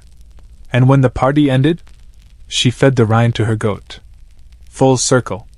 You finish the last of the slices with Elsie and sip lukewarm tea, the kind that never quite reaches its potential but comforts you anyway. She leans back in her chair and eyes the empty plate. I'd forgotten how strange it is, she says. Sweet, but not like other fruit. There's a little burn to it. You nod. The pineapple doesn't ask to be liked. It demands attention. Even in your mouth. You help her wash the dishes, the scent of pineapple clinging to your fingers, mixing now with soap and steam. And as the sun rises higher, you sense a shift in yourself, not dramatic, not life-altering. Just a gentle softening. You've joined the strange lineage of those who finished the pineapple. Not admired it. Not borrowed it. Finished it. And that's its own kind of ceremony. You step outside, leaving her with a smile and a thanks, and notice how the street seems a little warmer now. The lamplight flickers out one by one. Somewhere, a horse snorts. A baker opens his shutters and yawns. And for a moment, you swear the scent of pineapple follows you down the street. Light. Brief. But real. Today, the gate is open. And just inside, there it is. A pineapple. Not a real one. A sculpture. Stone, maybe plaster, perched atop a column by the garden walk. Its edges softened by age, its crown chipped by rain, and yet it still manages to hold court. It doesn't smile, but it doesn't need to. You approach slowly. The pineapple, in this case, is less ornament and more warning. Because this is one of those houses. The kind where the pineapple wasn't just decoration, it was protection. Or possession. Or proof. Proof that someone inside had once mattered enough to afford it. Proof that they could still maintain appearances. And proof that no one, no guest, no tradesman, no curious pedestrian, should mistake this place for ordinary. You're reminded of the phrase tossed around in colonial etiquette books, decorative, dangerous, and definitely not yours. It was a joke. Sort of. But it carried truth. Because the pineapple, in many households, became more than a status symbol. It became a guarded object. Something you admired from afar. Maybe discussed. Certainly never touched. And if you did touch it? Well, there are stories. One tale tells of a young apprentice, eager, underfed, slightly too enthusiastic, who once picked up a pineapple off a parlor table and gave it a sniff. Just a sniff. Harmless, really. He was fired within the hour. Another tells of a housemaid who bumped the fruit while dusting. It toppled. Bruised. That evening, the entire household heard the master of the house shouting about tropical desecration. She wasn't seen again. Though some say she found better work at the docks, where pineapples were eaten without ceremony and no one cried over a wilted crown. Historians still puzzle over how the pineapple came to inspire such protectiveness. Was it the price? The rarity? The sheer improbability of its presence? Probably all three. But also, perhaps, it was what the pineapple represented: control. To own a pineapple and keep it whole was to declare mastery over nature, trade, servants, timing, and luck. You didn't just buy the fruit. You commanded it. You tamed it. You preserved it for exactly the right social moment. And heaven help the person who interrupted that delicate balance. You stepped further into the garden, where you noticed something curious. On a small side table, nestled beneath a silk parasol, is a glass dome. Beneath it, another pineapple. This one's real. Or was. Now it's something else. Mummified. Desiccated. Its skin dark and leathery, its scent long gone. But the crown still rises proud, like a stubborn topknot. It's been here a long time. Months. Maybe years. And you realize they've preserved it. Not through wax or artifice. Just time. And care. And perhaps fear. The dome is locked. You glance up at the house. One curtain twitches. This pineapple is not to be eaten. Not to be borrowed. Not to be admired even. It is a relic. A warning. You leave it undisturbed. Further down the road, you recall another oddity. Stories of pineapples being displayed behind glass, sometimes even in cabinets with other rare objects, pressed flowers, seashells, unusual rocks, miniature portraits. The pineapple, then, wasn't fruit anymore. It was a museum piece. In one prominent Boston home, guests were brought into the sitting room to view a pineapple in the same breathless tone used for heirloom silver. There it is, the hostess would say. From my husband's voyage in '72. No one asked if it was still edible. That wasn't the point. You think about that boy now, standing stiff-backed in a hot, crowded room, watching grown-ups whisper about sugar taxes and summer hats while he defended a piece of fruit like it was the crown jewels. And in a way, it was. The pineapple became precious not just because of what it was, but because of how it was treated. Locked away. Lifted up. Feared. Revered. And, at times, loathed. Because for every guest who admired it, there was a cook who resented it. A footman who dreaded transporting it. A child who wondered why something so beautiful could never be touched. You step back from the garden, careful not to disturb the air too much.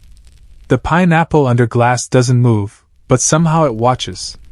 A monument to ambition. A fruit-turned fortress. And you wonder if maybe, just maybe, there's a lesson in all this. Something about the cost of displaying something, but never using it. About the slow rot that comes from being admired too long and enjoyed too little. You walk away quietly, leaving the pineapple in its glass coffin. Let it sleep. Its story is not over. But yours? Yours is still unfolding. You spend the next morning on foot, winding down the hill toward the docks, where the smell of salt and pitch hangs thick in the air. Ropes creak. Men shout. Somewhere, a barrel cracks open with a wet thud. And in the midst of all that noise, you notice something odd. There are fewer pineapples. Not gone entirely. Just less present. Less coveted. Less breathlessly whispered about. It's subtle at first, a centerpiece here swapped for a fresh bouquet. A parlor you pass where a pineapple-shaped sculpture has been removed from the mantel and replaced with a decorative clock. Even the market seems quieter on the fruit front. The pineapple craze, it seems, is beginning to fade. You stand near a warehouse as a cart creaks past you, bearing a whole heap of pineapples. Yes, a heap, stacked roughly, with leaves askew and skins bruised. One of them rolls slightly to the edge of the cart, threatening to leap. No one gasps. No one stops to cradle it like a Faberge egg. Instead, the cart driver just swats it back into place with the flat of his hand. You blink. It's not a crime anymore. It's cargo. Historians still debate when the decline truly began. Some mark it in the 1780s, when more consistent trade routes brought Caribbean goods to American ports in reliable, steady supply. Others suggest it was social fatigue. People finally got tired of fussing over a fruit they were too scared to eat. But most agree on this. Once pineapples became affordable, they lost their mystique. Because the magic, really, had always been about rarity. A pineapple on your table once meant power, presence, connections, stories. But once pineapples started showing up everywhere, from general stores to roadside stands, well, they became ordinary. And ordinary fruit is never legendary. You step into a cafe near the harbor where two men sit at a table, sipping rum punch. A half-sliced pineapple sits in a shallow dish between them. Not displayed. Not guarded. Just there. One of the men sees you eyeing it and shrugs. 6 for a shilling these days, he says. My cook turns them into jelly. Good for the digestion. You nod. No ceremony. No riddles. Just jelly. You sit down and order a small tart. Pineapple, naturally. It arrives warm, crust golden, filling glistening. You eat it with a spoon too large for the dish, and no one watches you do it. And it's strange. Pleasant. But strange. Because you remember the days, barely a week ago, when every slice of pineapple was a declaration. A little gamble.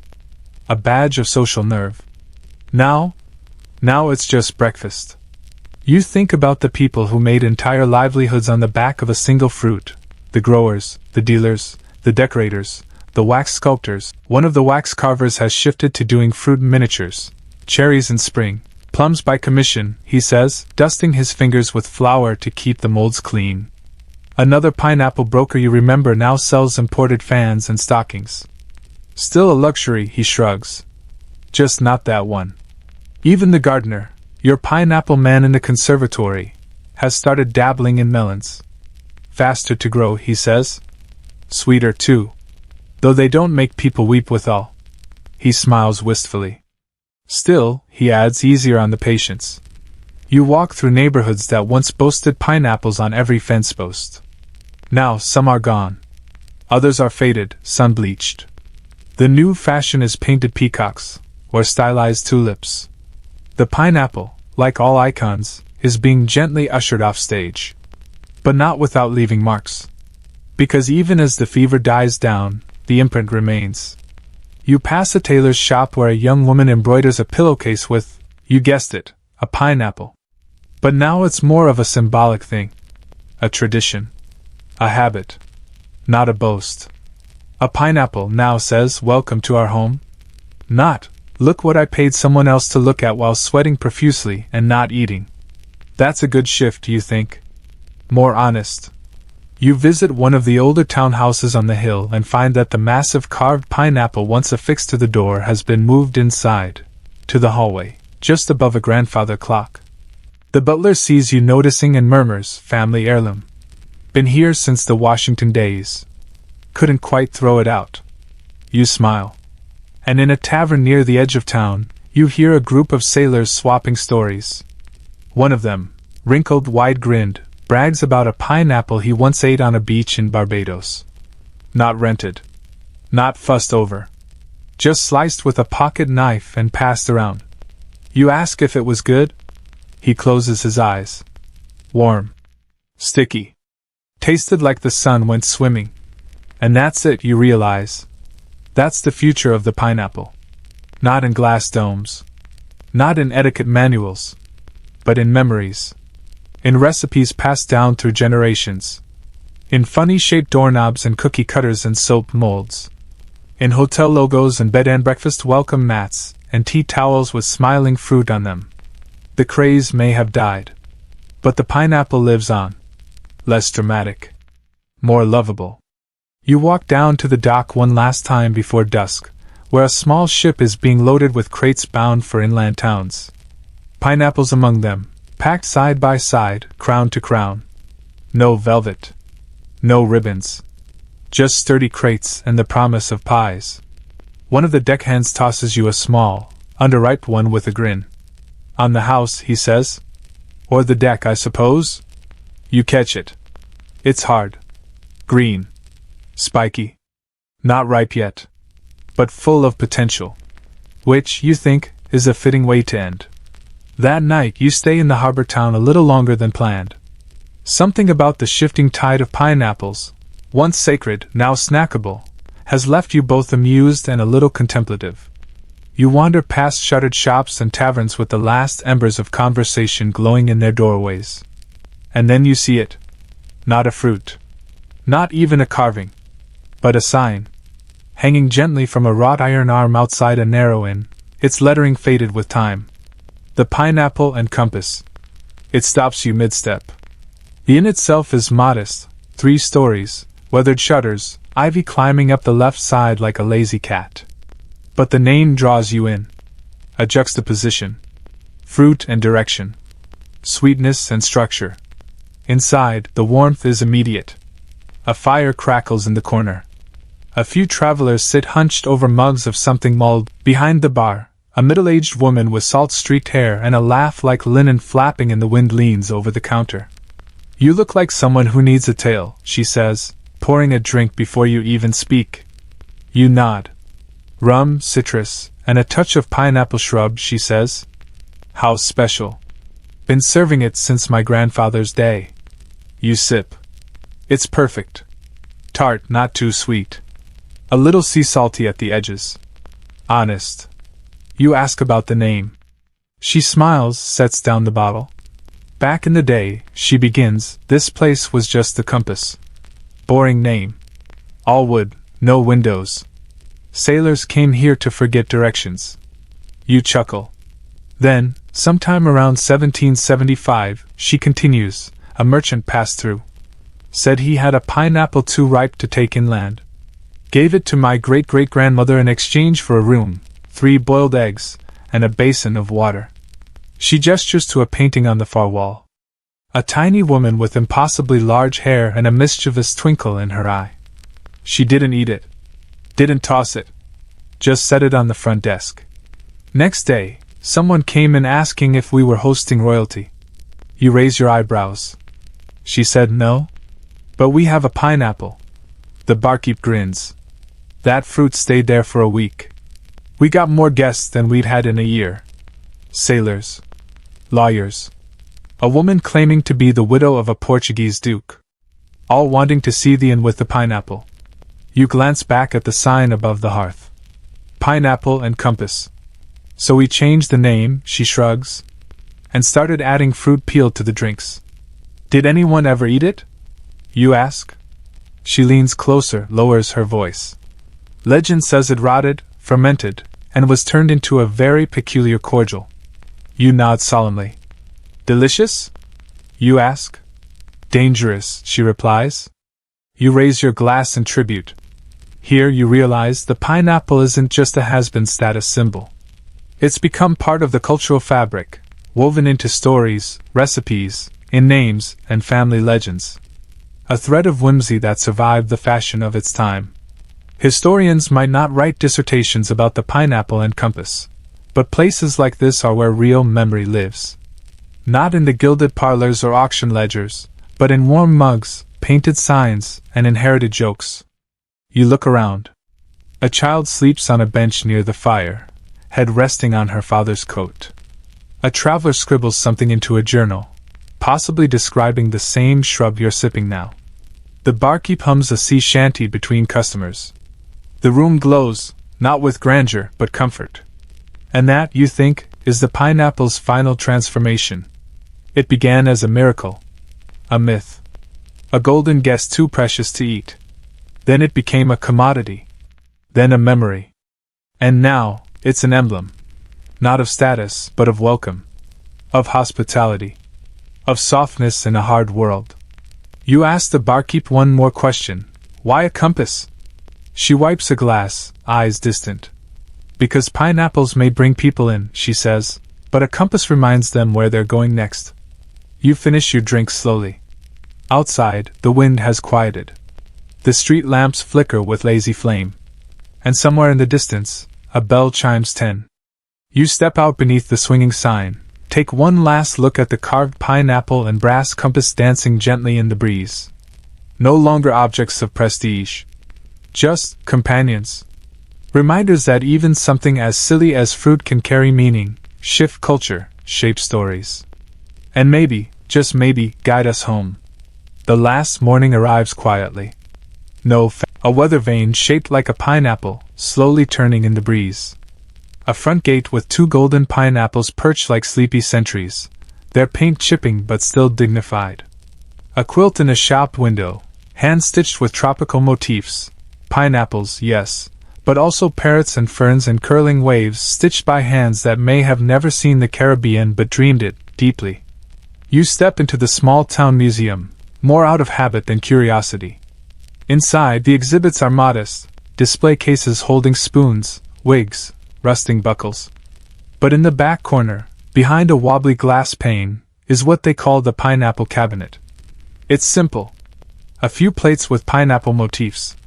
A diary open to a page describing a pineapple sighting at a neighbor's wedding.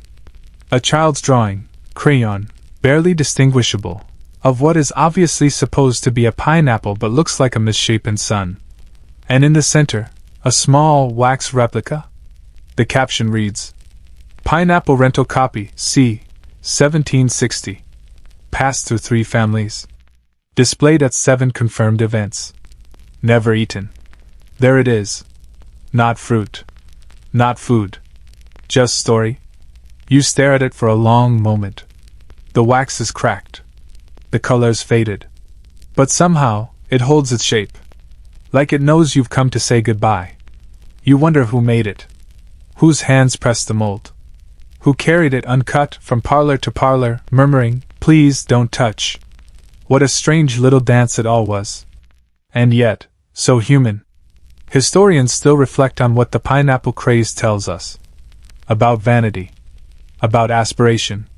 About how status can hitch itself to anything, fruit, fabric, furniture, and ride it into legend. But there's another layer, softer, harder to catalog. The pineapple wasn't just about wealth. It was about hope. You leave the museum and pass the old conservatory one last time. The gardener is gone, but the air still smells of soil and citrus and effort. In the back, you spot a new crop, tiny shoots rising in neat rows. Not pineapples. Something simpler. Maybe that's fitting. Back on the main road, a delivery cart rattles past, loaded with cloth and barrels and something that might be sugar. One small crate near the back holds a single, overripe pineapple, its skin darkening, its crown drooping. The driver doesn't look back as he rounds the corner. No one gasps. No one applauds. And still, it matters. Because even in its decline, even as it slips from obsession to background hum, the pineapple has left something behind. In design. In custom. In our language. You've noticed it. How people now call guests the pineapple of the party. How someone's warmth might be described as ripe with hospitality. How, in travel journals, weary explorers still write about finding little pineapple carvings on porch columns, and knowing they've come to a good place. It's a signal, still. An unspoken welcome. You make your way out of town, down a shaded road lined with oak and moss. The air is thick with summer and soft noise, birds, insects, the occasional creak of a wagon axle. You reach a small wooden sign hammered into the side of a tree. Welcome. Guests always.